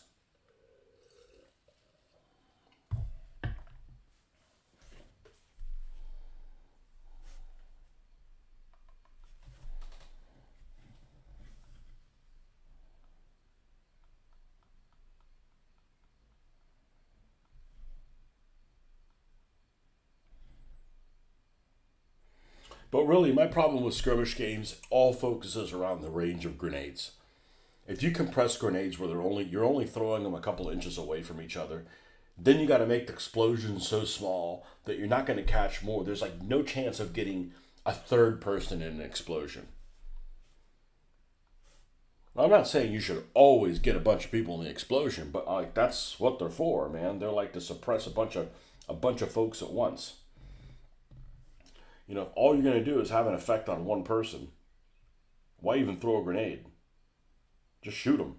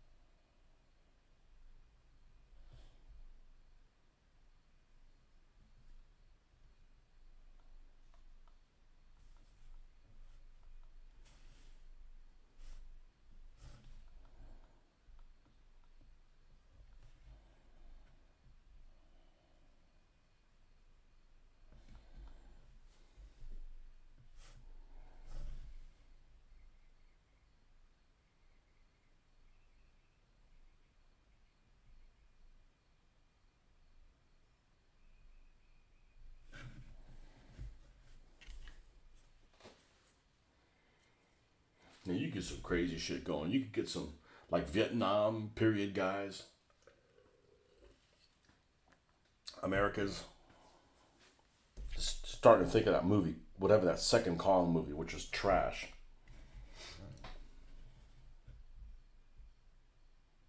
Yeah, the Vietnam age guys, and I forget what the hell the story was, but the storyline, but you could have some like Vietnam type Marines or something like that, and they show up on some place and there's Japanese holdovers still from World War II.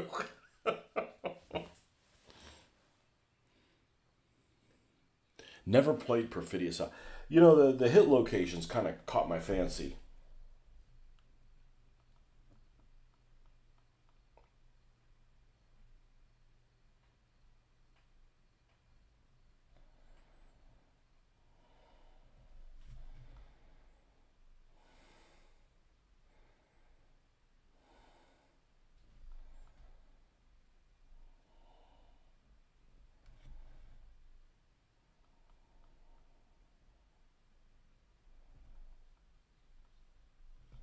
There's that one naval set of rules that I played a couple times, and they're unfinished.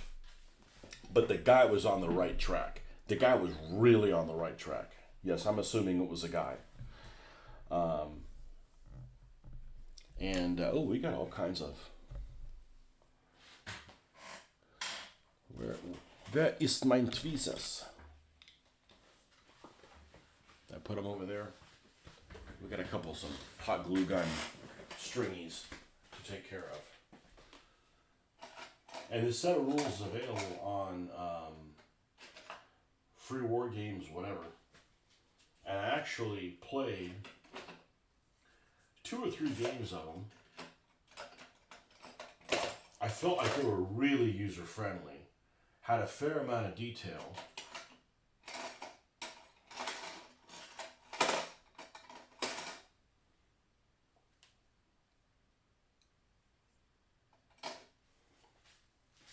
I don't know where the hell the tweezers are. See, these are the cheap ass tweezers I bought. And these ends don't come to a good point. They're damn near useless. They're like, good to throw at somebody that's invading your house.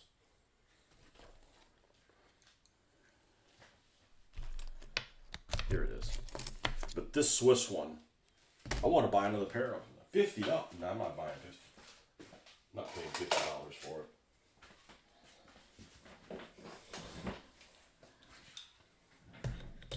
But this set of rules is called Fire on the Waters. And what was unique about it was, and I've talked about it many times before, is you could visually see what was happening to the ship on your card. So, you might hit a compartment that has the ammunition, you have to flood it, and you can tell from the side picture of the ship that feeds these guns. So you automatically know these guns aren't going to be able to fire because they can't get the ammunition up there to them. So it had like you could visually see what was going on.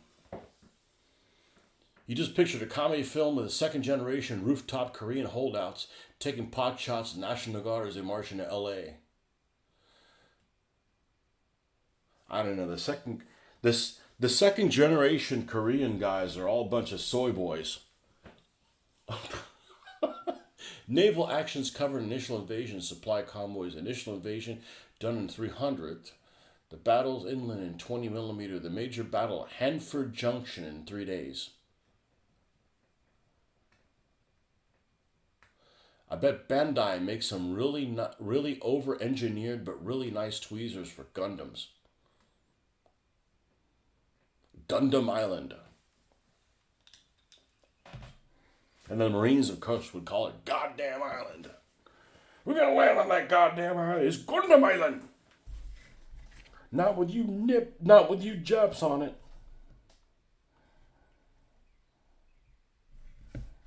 All right, I'm getting carried away, man. You guys have working my way through this stuff.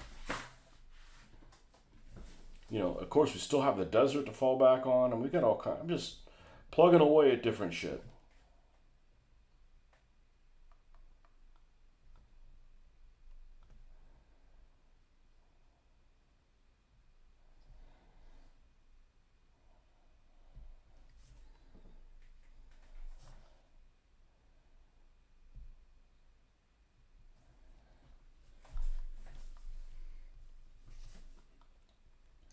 Yeah, see, Bandai is a brand. If somebody says, "Hey, Bandai makes this," I'm already of the preconception that Bandai's a piece of shit, because the Bandai I know are crap from the 1970s, and they probably make good stuff now. But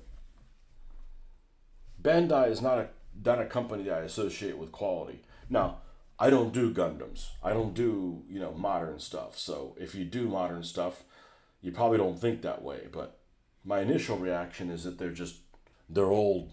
I got some Bandai stuff, and they're terrible.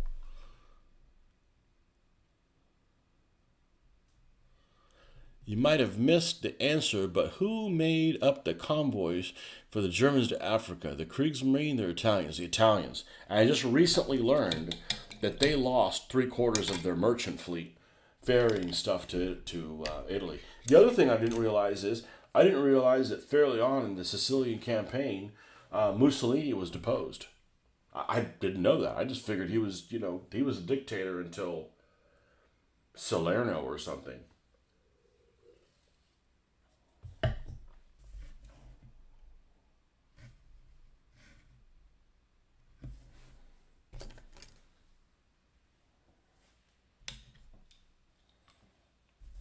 Well,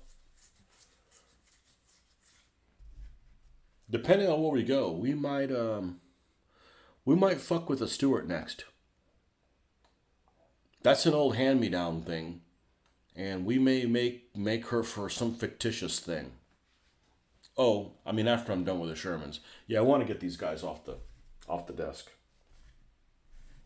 And it's not like I hate working on these things. That's definitely not the case.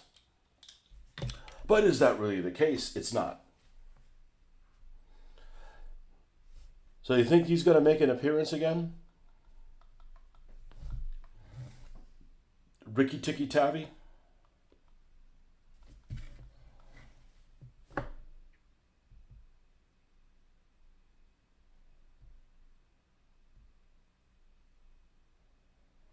I think the guy was just paying too much attention to his detractors. He had a lot of people that like to go in there and just like poke the bear. And it's different if he's like looking for problems. Man, there's some people that are just, there's some people you do some kind of programming for whatever reason you're doing, and you're going to get that crowd of people that are going to be like, "Hey, I'll give you $100 to eat a cockroach." Like, that's not, just ignore those people.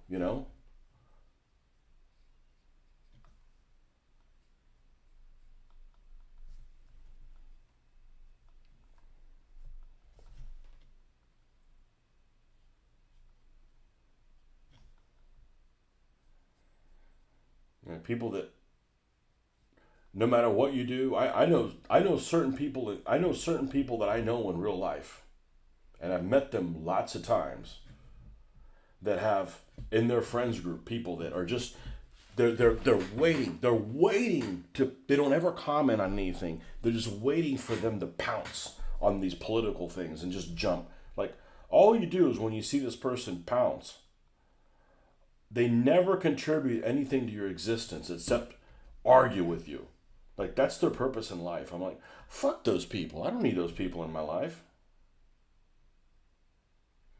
And you guys shouldn't either. This should all be a positive experience. We could have a difference of opinion, but none of us need to be on a freaking crusade.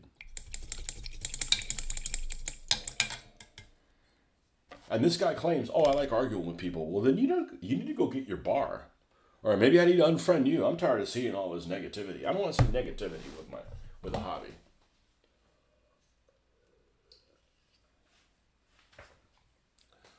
The super special god tier clippers for Gundams are supposedly the best tools ever.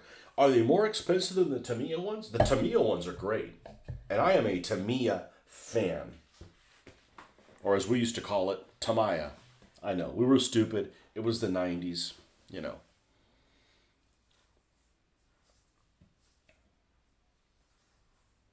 I'd get them if I could justify the cost. They cut so good. God tier clippers.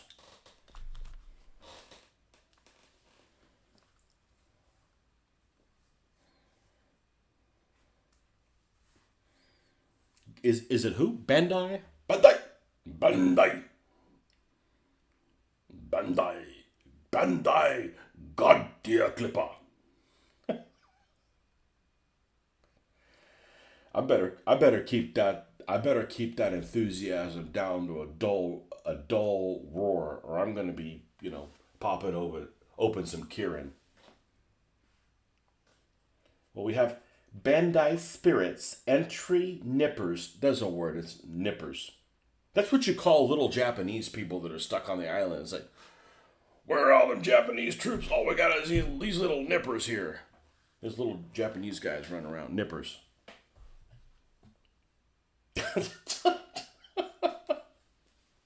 All right, we're going to the Pacific.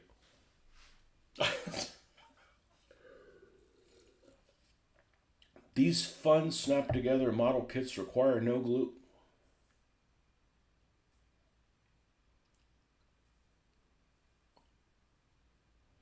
And then you get this shit. And this is what I hate about Japan. This crap. It's fine if you're into that. That's a waste. Like, that's just too cheesy. If you're gonna do stuff, make figures for if you want to do Japanese anime stuff, make Samurai Warriors 2 stuff that's like hokey samurai, but at least it's samurai at the end. God hand nippers. Tick seems to have gone down a rabbit hole.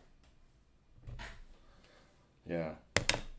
Well, I don't know how he thought he could make a living doing that. I mean, I'd love to make a living doing this, but it's not possible. I'd be too relaxed, you know?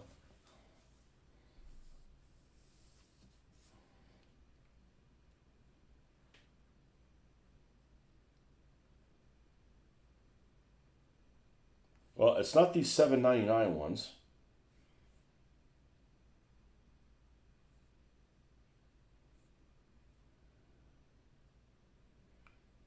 GSI Creos. This even has a little shine in it. Look at this. Oh, I look at this and like $75. What the hell? GSI Creos, Mr. Hobby. Single edged nipper Koriaichi. I don't know. I can't do Japanese pronunciations. I have no reason. I'm Western European. Nukon. I like all the script writing on here. The translation is, you buy this, you round eye buy this, you overpaid, you dumb motherfucker, Of course, you can't read what the hell that is. We got you one last time, you round eye.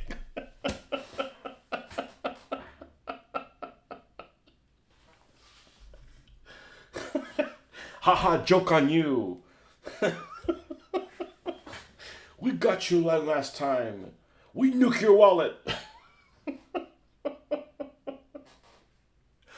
Oh, fuck. I guess I need to I'm going to have to put a disclaimer if we do Pacific War stuff. And I love Japanese shit. Don't get me wrong. I can't imagine driving a vehicle that's not Japanese. I can't even imagine. It's not in my vocabulary.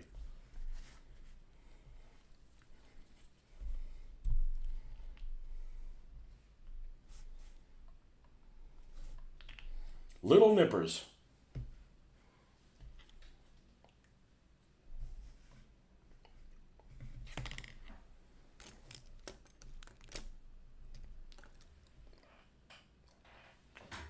Instead of little whippersnappers, little nipper snappers.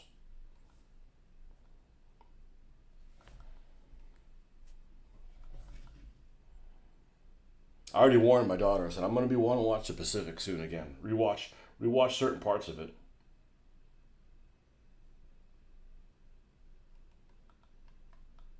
Oh, I think I fucked this up. We need to go darker on this, on the wood. On the side here.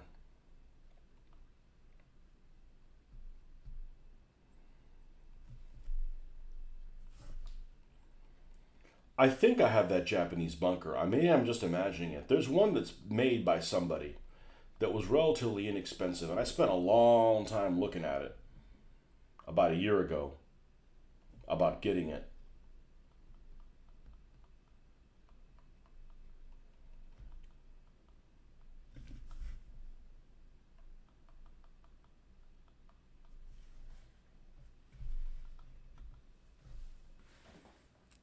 And Jewish doctors use the wee nippers. There you go.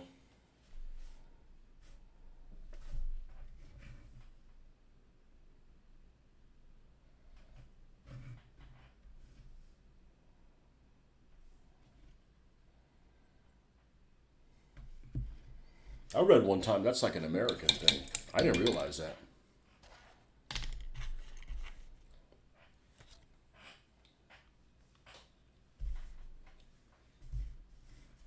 Like that's like really common in the U.S. and not anywhere else in the world, other than certain places for religious reasons.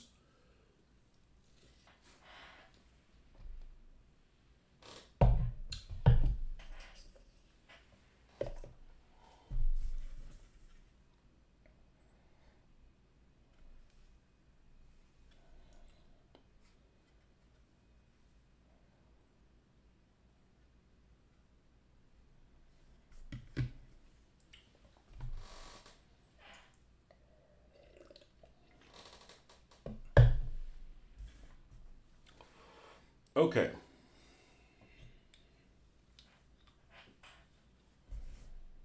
I'm not going to worry about the tools because this is going to get some kind of a dry brush over it.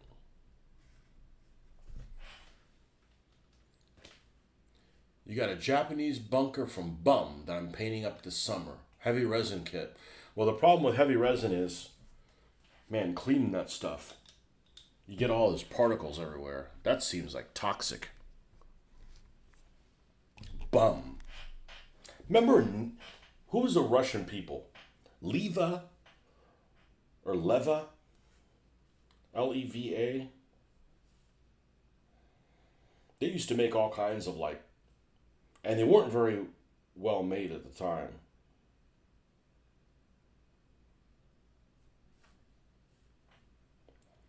BUM bunker.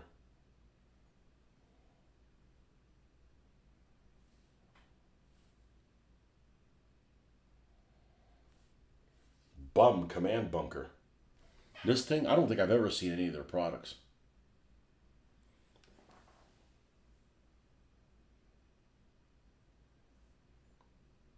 Timecast. Man, Timecast stuff is some of the best stuff I've ever seen. Wake Island Hobby Bunker. $75. What? Get out of the city.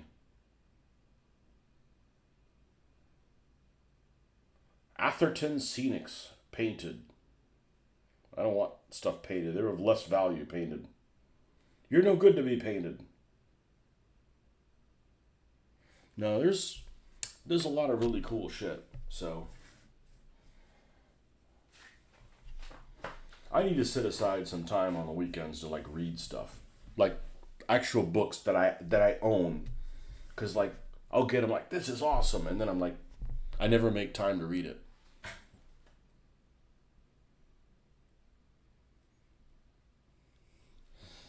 Bum bunker sounds like a dogging hotspot. That's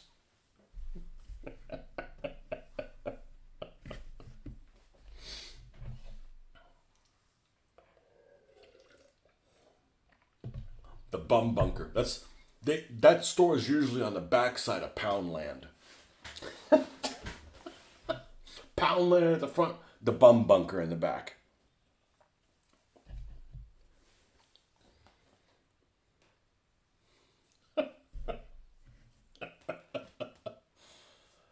Bum took over the Atlantic Figures. There's got to be some Atlantic Figures worth a damn, but I've never encountered any. I remember one of my first, we'll call it a hobby purchase, that I ever made as a kid.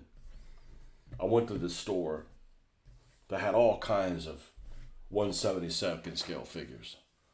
I was like, I don't know, 12 or something like that.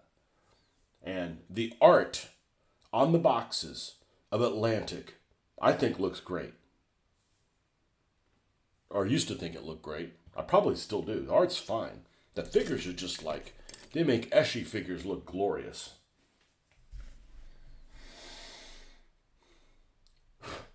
And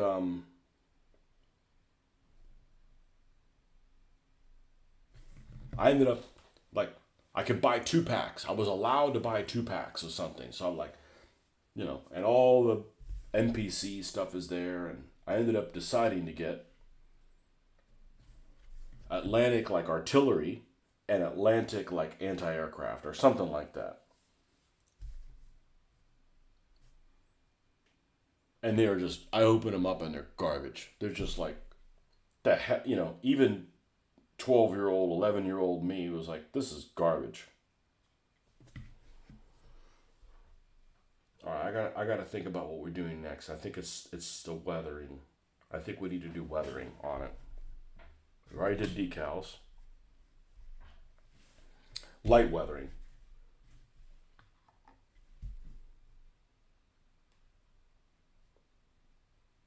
And then black lining. The stages I do them in isn't super critical. It isn't super critical. Yeah. You guys are gonna. I'm gonna be surfing some Japanese shit today. That's for sure. I think I'm surfing Japanese. I really think so.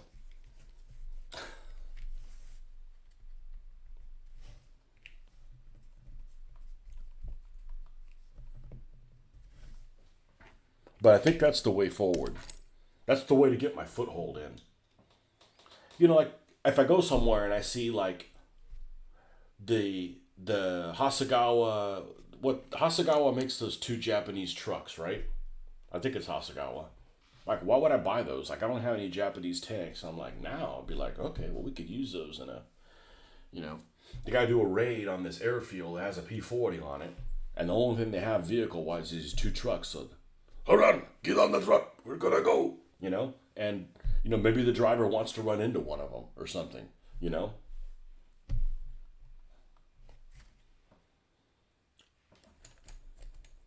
But regardless, it's like it allows me to build things that I wouldn't have thought about building before. You were inspired by Atlantic back in the day because they showed the models painted on some boxes, especially the larger battle kits. You'd love to know if those Sweet Aviation 1/144th kits sell better than other manufacturers in the same scale due to the box art. Is that the name of it? Sweet Aviation?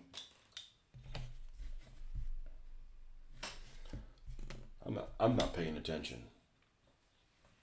That's okay. I'm having a great time, man. I appreciate you guys a lot coming on here and entertaining each other.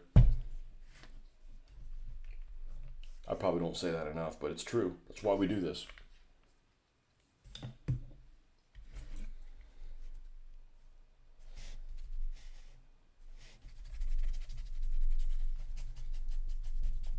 I wonder if I'm going to end up regretting this, putting this on a stand, but I don't feel like I had a choice.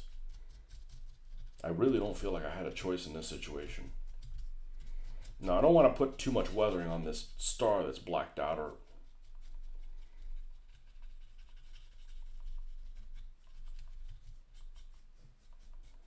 end up kind of screwing myself inadvertently.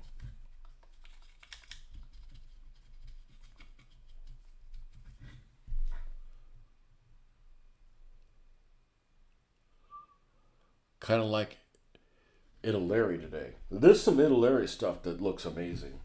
Those motorcycle guys I got, those guys look amazing.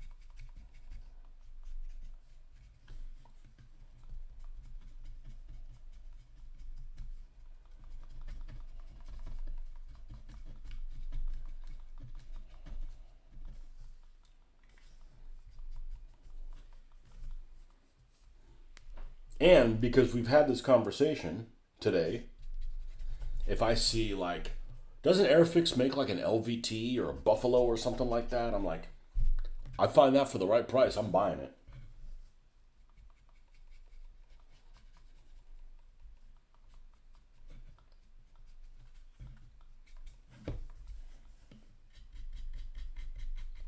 To make something like that. Even one of those landing ship tanks or whatever. Don't they make one? Well, there's one of those models that has like no fucking detail on it, and that might be the one. But I'm kind of addicted to making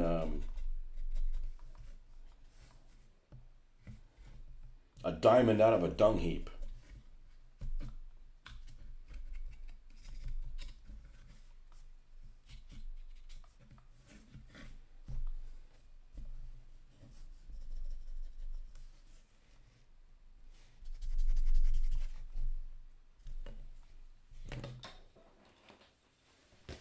Yeah, Sweet Aviation. The kits are actually high quality models, but the box art there is purely to draw you in and stand out. To absolutely stand out. Sure do have a Jeep. I think I want one too. I want one for the right price. That's why I bought that jungle, this jungle thing. I know, Marcus, you're dying for me to paint this thing. I am too now. This thing. I didn't realize it was in such short supply. I picked this thing up for $8. I guess I got a steal because I see them selling for like 40 and stuff. Like this isn't worth $40.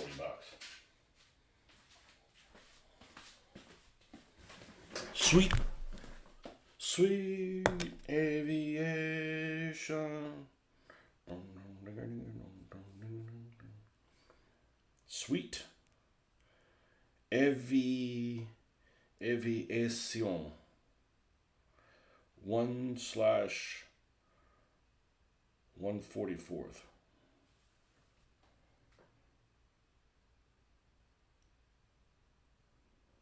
This?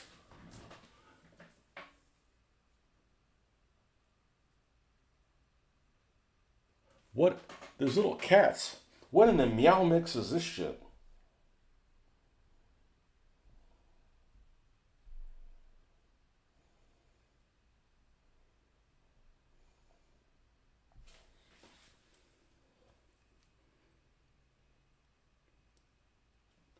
I want one of them Japanese little girl pies. Hey, look, Yankee guy down there. Drop bomb on his head. Doesn't it go something like that?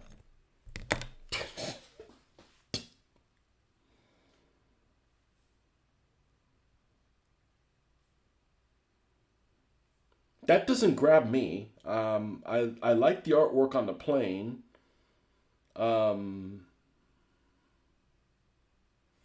Little flying cats, Hayabusa.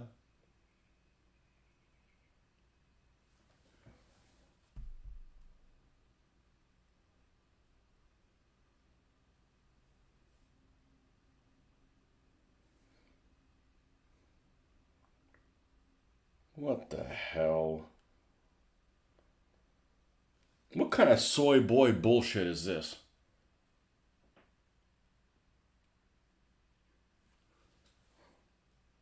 That's one of those damn.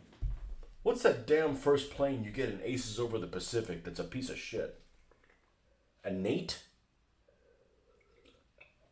I think slower than a Stuka. And a flat. I had Outpost as a kid. So many 176 models I played. My memory of them were close to 15. Not sure why I remember them being so tiny. The one with a Jeep is $10.99 and the Good King's money. Those are them. The kits are true. Not Chibi anime. I never heard of Chibi, but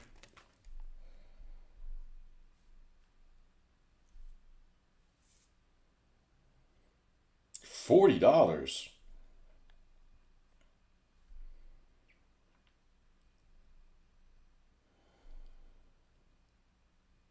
Here's one that's a 109. Oh, they don't give a shit. Barbarossa summer version.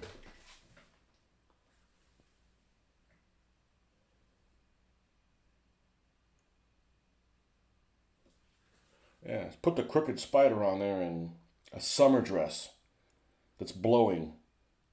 They give you a crooked spider in there? Probably.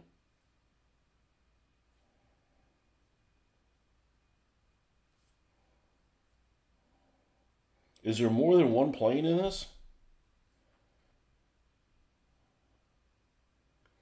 I don't like the 109F. It's like my least favorite version of the 109s. It's just too roundy.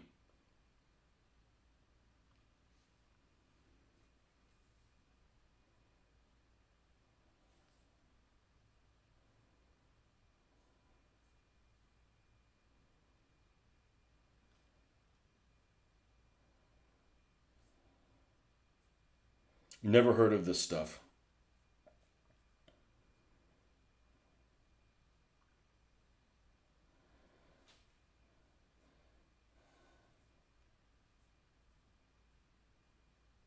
Oh, I guess they do come at different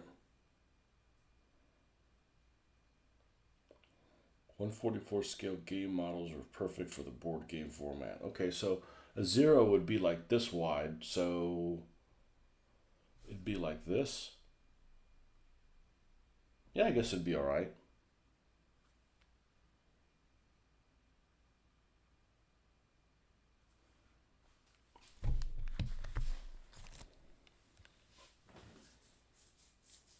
The instructions on the boxes of the kits are better than some of the more serious manufacturers. Well, I've I've seen my share of crappy instructions, that's for sure. I don't know how those are, but the best instructions out there are Japanese. Nobody can touch a Tamiya.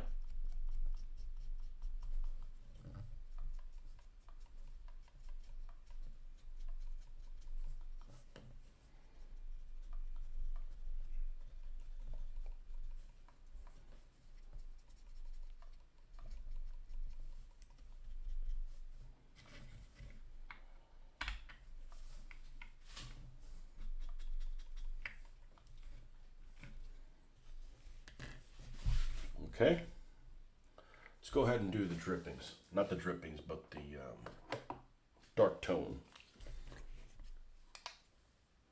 Look out for the dark tone.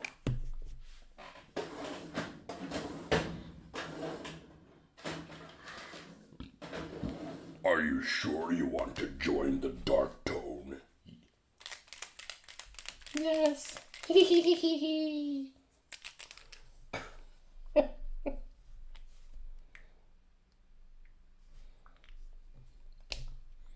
They don't make anything like that, right? They don't make anything like there's no Japanese anime that has like World War II stuff in it, right? Like on Crunchyroll or something like that. Doesn't mean I'd tolerate it. The only anime I've ever liked is Battle of the Planets, and that's as a 7-year old.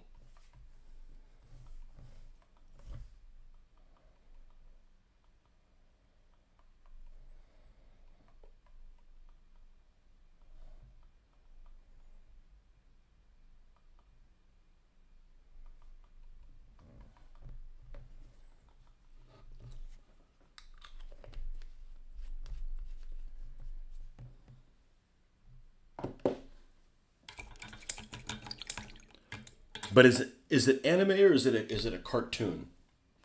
Or is it a comic book? I thought it was just a comic book.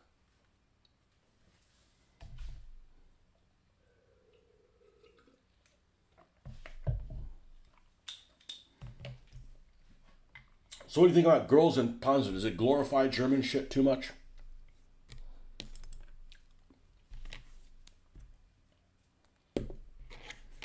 You German shit glorifier. Well, somebody calling you German shit glorifier. It's an anime.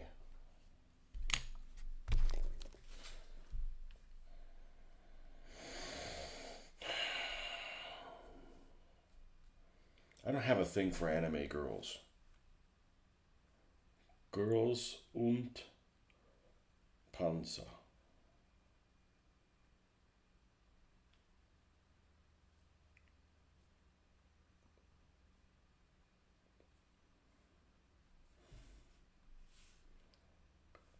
Netflix? Is it on Netflix? They're available on Netflix.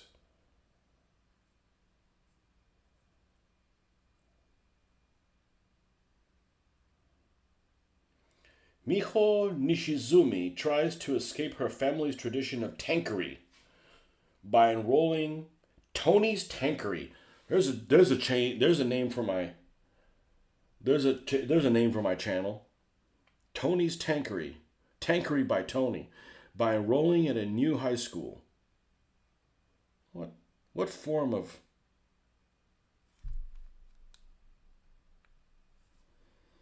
2012?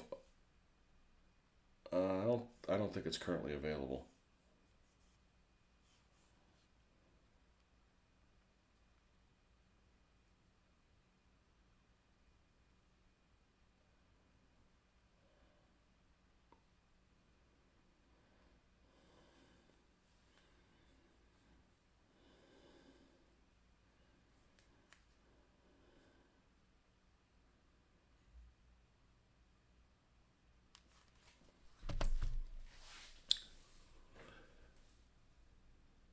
Seen one YouTube clip. I thought there were BT7s. It's a bunch of schools competing with each other, and each school's based on a World War II nation. I bet the Japanese one loses.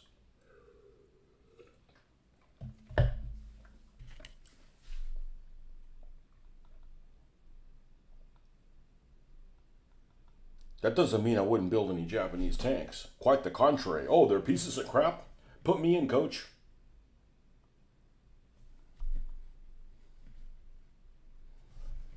Tankery.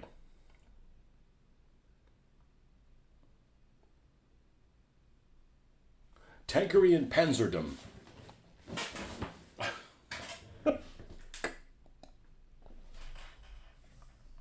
No, we want to have fun with it, but we need to treat this seriously.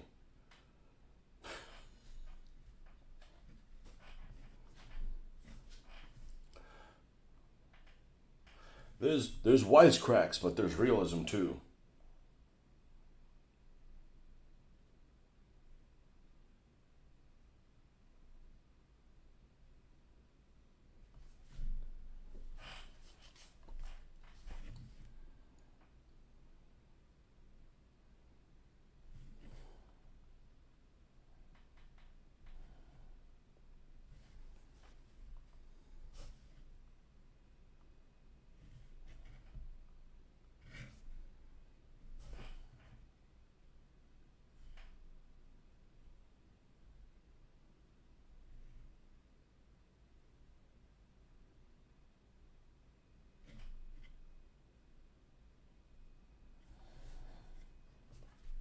I don't know. I can't imagine what's better than a Tamiya Clippers. Like, what would they do? Brush your teeth for you?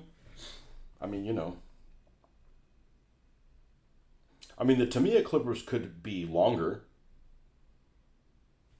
You know, like the jaws could be longer, so you could get in some area places. I mean, that's I guess a way you could improve it. Sometimes I've pinched myself with them.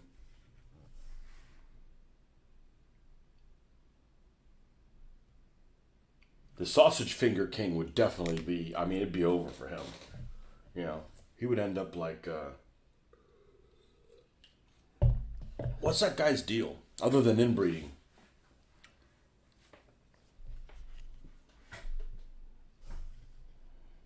That's some burrito. That's not sausage fingers. That's burrito fingers.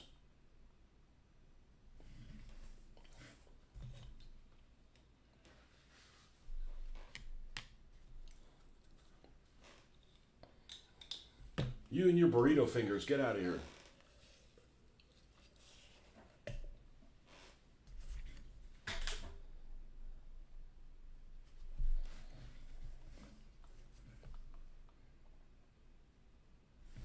Airfix makes what? What? They make a Chiha, right? The 57 millimeter, just the standard one. That's basically the best Japanese tank. I mean, there's some other ones that they just weren't that common. I guess the Shinhoto Chiha is better, but those showed up so late.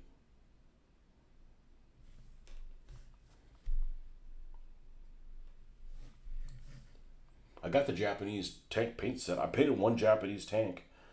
The only problem with the Japanese paint set is using my style. It's ammo MIG, which means it's not great for hand painting, and you don't really need to airbrush the Japanese tanks, except maybe the main color. The rest of it's all like it's hard line.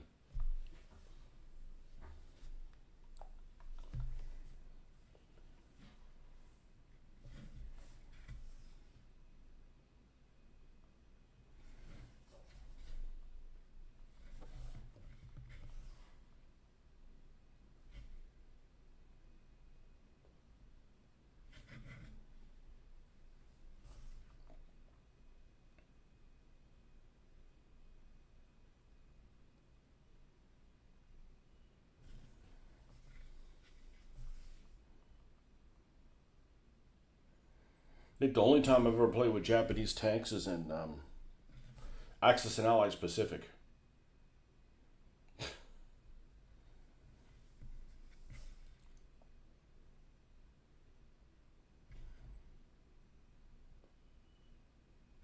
And they're a really nice color red.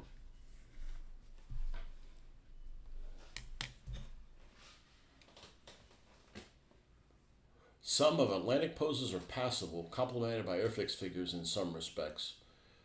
Reading that anime's wiki page says the Finnish school uses a BT-42, which looks like a kid's attempt to make a KV from bits of old kits. A KV, a BT-42 is a BT-5, maybe even a BT-7, with their homegrown turret.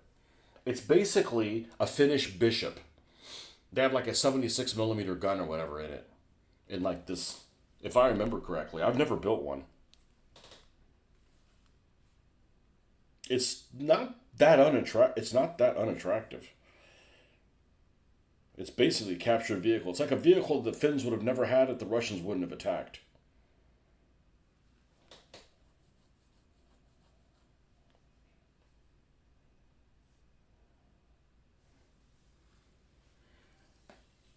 Oh, the BT-42 is a Finnish assault gun constructed during the Continuation War.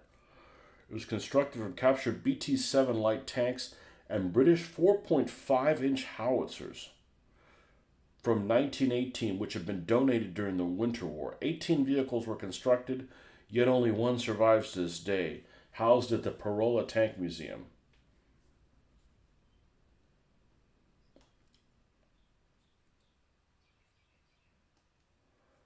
Now, it was used for the first time in 1943 at the Severe River, where it was used against enemy pillboxes. Design worked reasonably well against soft targets, but was completely unsuitable for anti-tank warfare.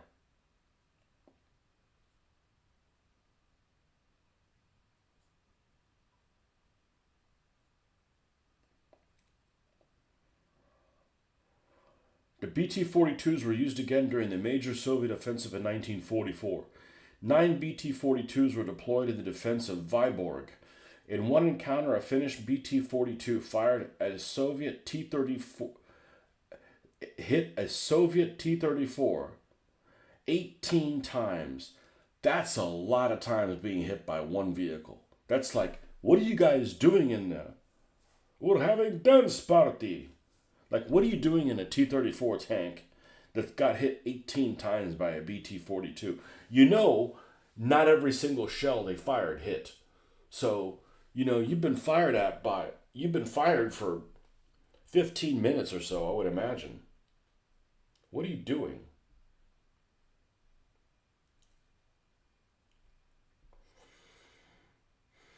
It hit it 18 times, failing even to immobilize the enemy vehicle.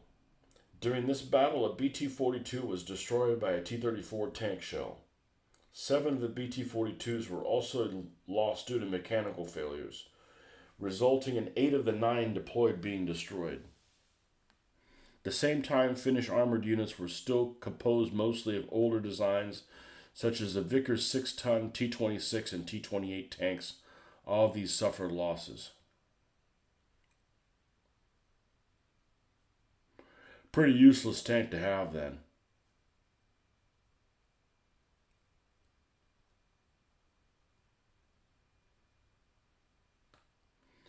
The tank is featured as the primary vehicle of the Jakosota High School, a minor school in the Japanese anime girls in Panzer. Oh, so they're like the Hufflepuffs.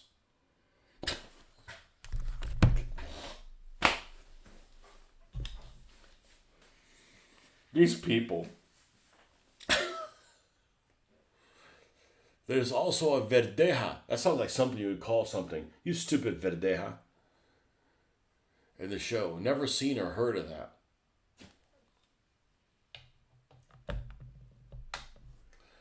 What? My people don't get to drive their own tank? They gotta get... Why you... Wide-eyed girls.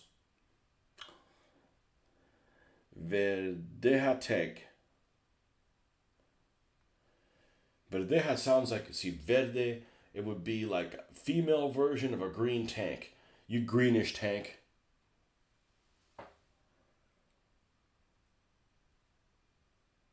Oh, I didn't know anything about this. Verdeja was the name of a series of light tanks developed in Spain between 1938 and 54 in an attempt to replace German Panzer I and Soviet T-26 tanks in Spanish service. How many did they make? 3-man crew. That's not going to be successful.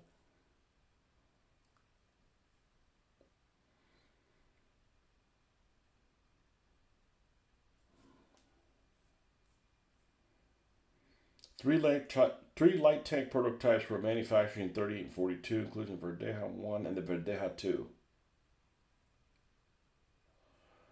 They were canceled in favor of adopting the US M47 patent tank.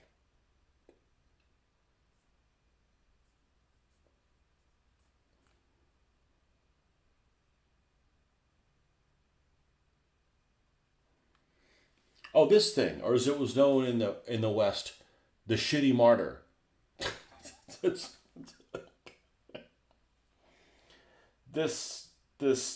not gonna do. It doesn't look like anything's got more than 20 millimeters of armor in that thing.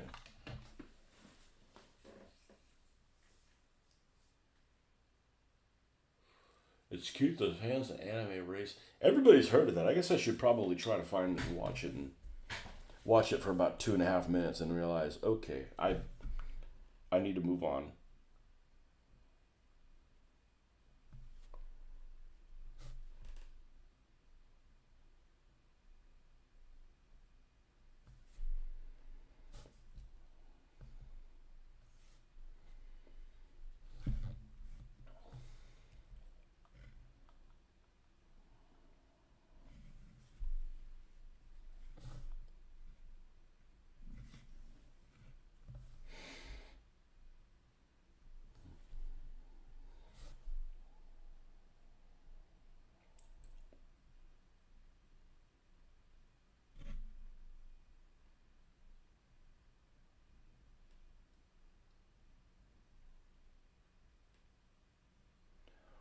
Well, I would think one of the worst tank models of all time selling would be anything that's based on those Japanese tanks, the modern Japanese tanks. You know, whatever the hell they are, type whatever or type whatever. You know, Tamiya hell even made 2 of them at the time.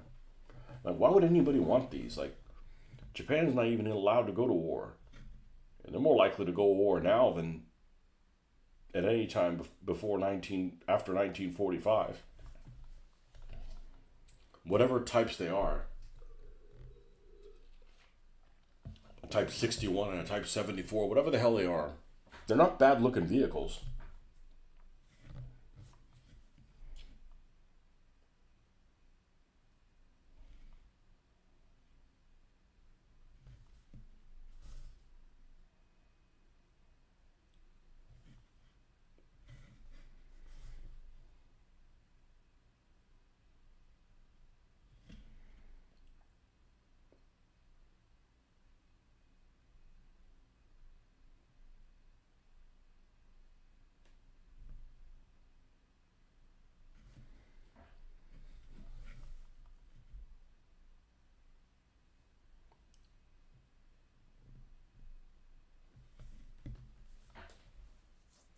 The Charter, that's right.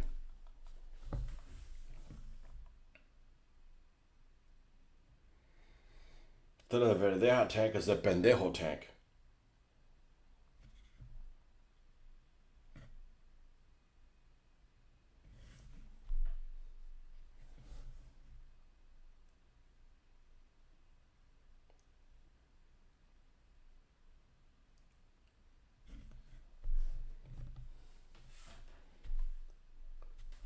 I'm off to ride a pendejo into battle, you know?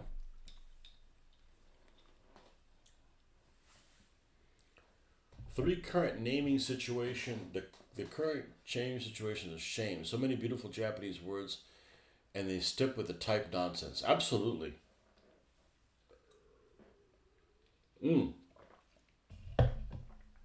Japanese destroyers. People in the West don't know this because it's an unintelligible language, unfortunately. But all the Japanese destroyers are super cool names, like Flying Fish and Manta Ray, and like cool stuff. Shiratsuyu, or again, I don't understand. I don't understand the Japanese meter. So it might be Shiratsuyu, but sorry, I have an unapologetic Western meter in everything I say. Japanese destroyer names in English.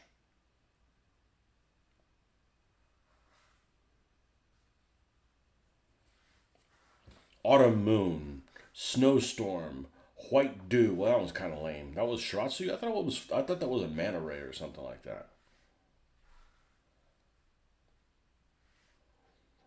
Thunder, Lightning, Thunderbolt and Lightning. Very, very frightening.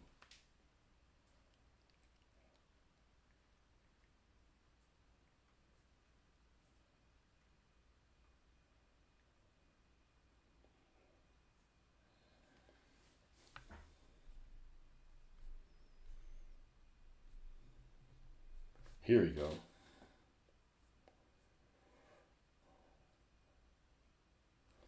Chestnut. Okay, these are lame. Let's get to some badass names.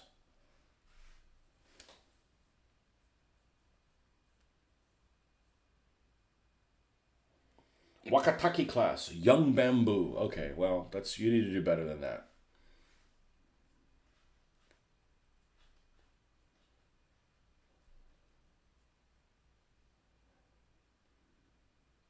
Fubuki means snowstorm.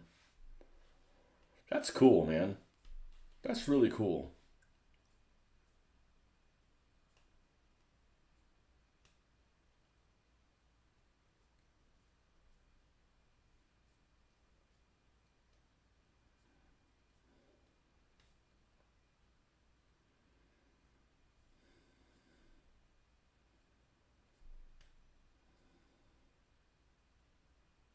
Kagero means heat haze. Kagero. Okay, when they do the translation for the Japanese word, they need to like put the splicing of where the syllables are. That would help. Shimakaze. Shimakaze was a freaking badass. 15 for torpedo tubes. 15 long lances. Only made one of them. I forget what the hell happened to her. Sunk in the Philippines. Okay. Well, a lot of the Japanese fleet was sunk around the Philippines. Yeah, the type thing is stupid. That's almost as that's just as dumb as the U.S. M1 this, M1 that, M the other. What about M2? No, M1. M1 Thompson, M1 carbine, M1 tank, like, geez, like, there's other M's. How about an M13? Nope. The Italians get that one. All right. I gotta go pee pee. I'll be right back.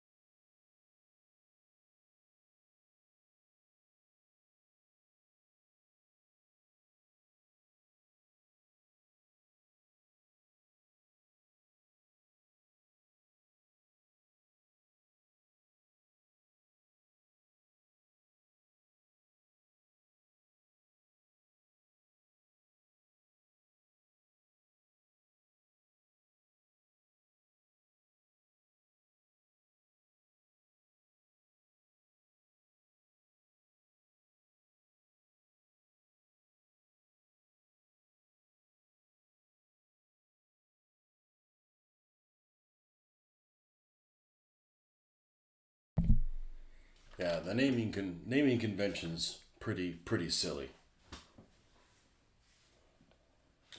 Pretty silly.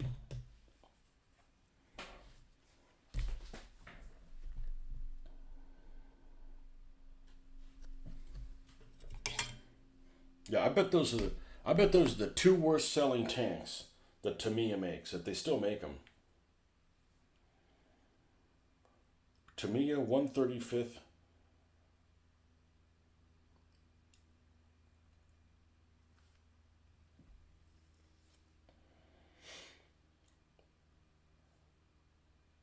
Type 97 Chiha.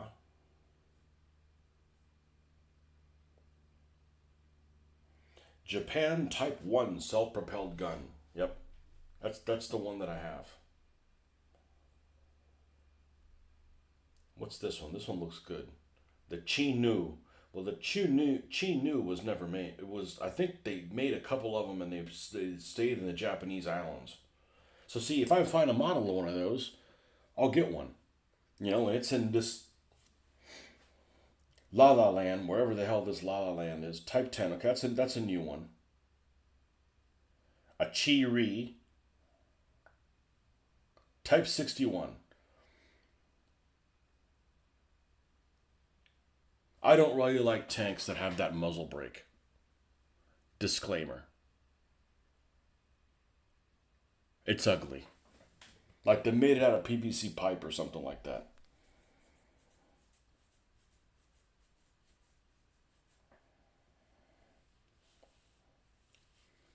That's like a cross between an M47 and a Walker Bulldog or something like that. There's that Walker Bulldog again.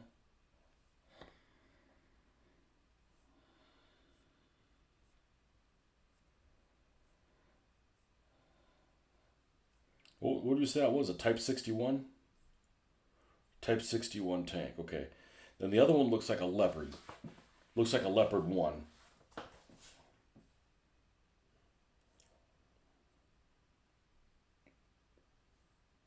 Well, there's the new ones. I'm not talking about the new ones. I'm talking about the old ones. Okay, no. Yeah, this one. Type 74. This looks like a Leopard 1.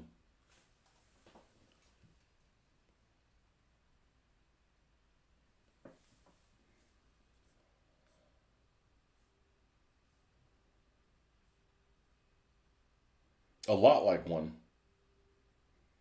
Looks a little bit lower profile.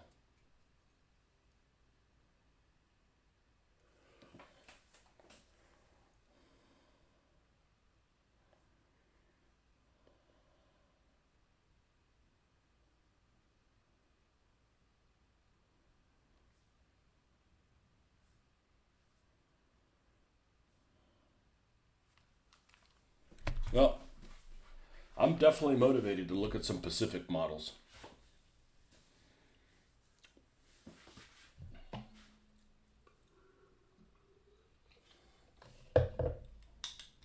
I just gotta find the right price. I'm not.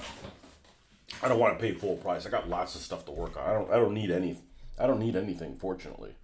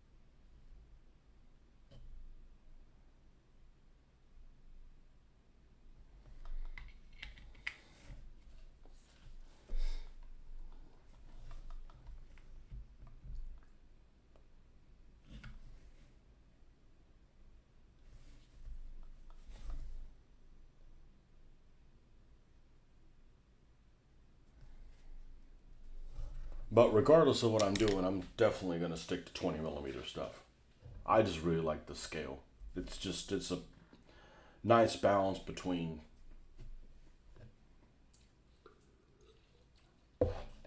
different stuff. Time to crank up the breakfast. All right, man. Thanks for coming back.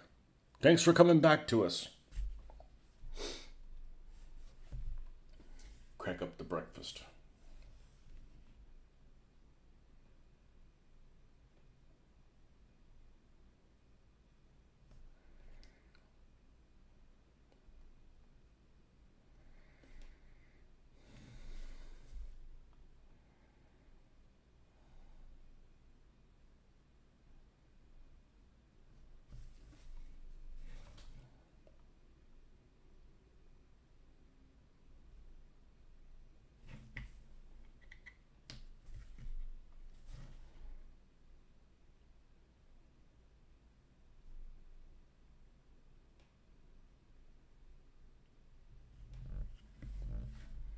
Okay, nothing down there.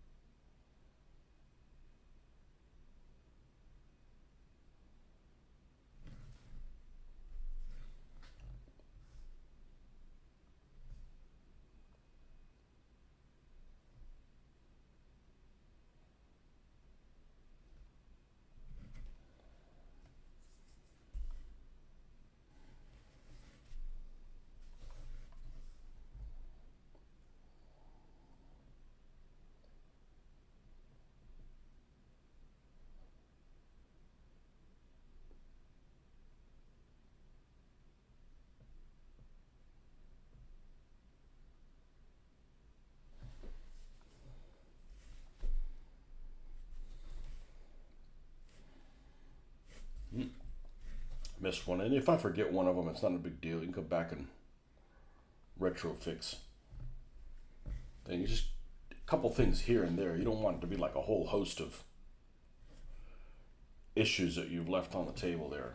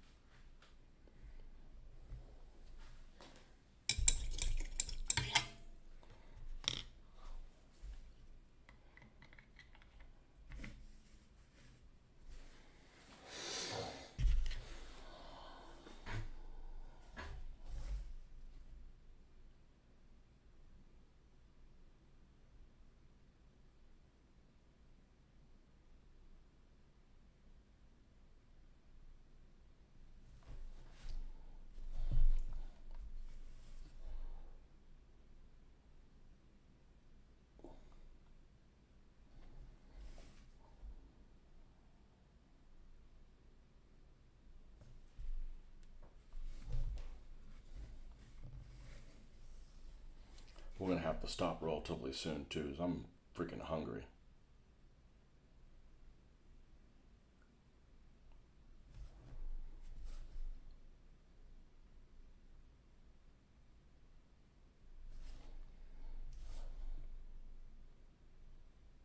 The problem to going to one of these model shows and thinking, oh, I'm going to probably get something that nobody really cares for anymore. I get a good price on it. The problem is if it's something unpopular that nobody bought in the first place, it doesn't do any good. Like, that's what I was looking for, Italian aircraft. I wanted to get some Italian aircraft to crash, to make them for my airfield. But I think there was only one Italian 1/72nd scale model.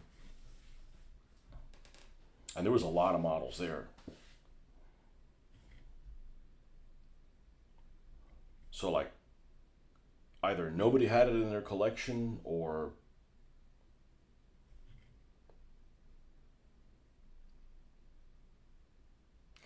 it's like one of the models out there. I forget which one it is. I want to say it's the Italeri 1/72nd CR42. I could be wrong. Comes like decal options for like 7 planes. I'm like, holy smokes.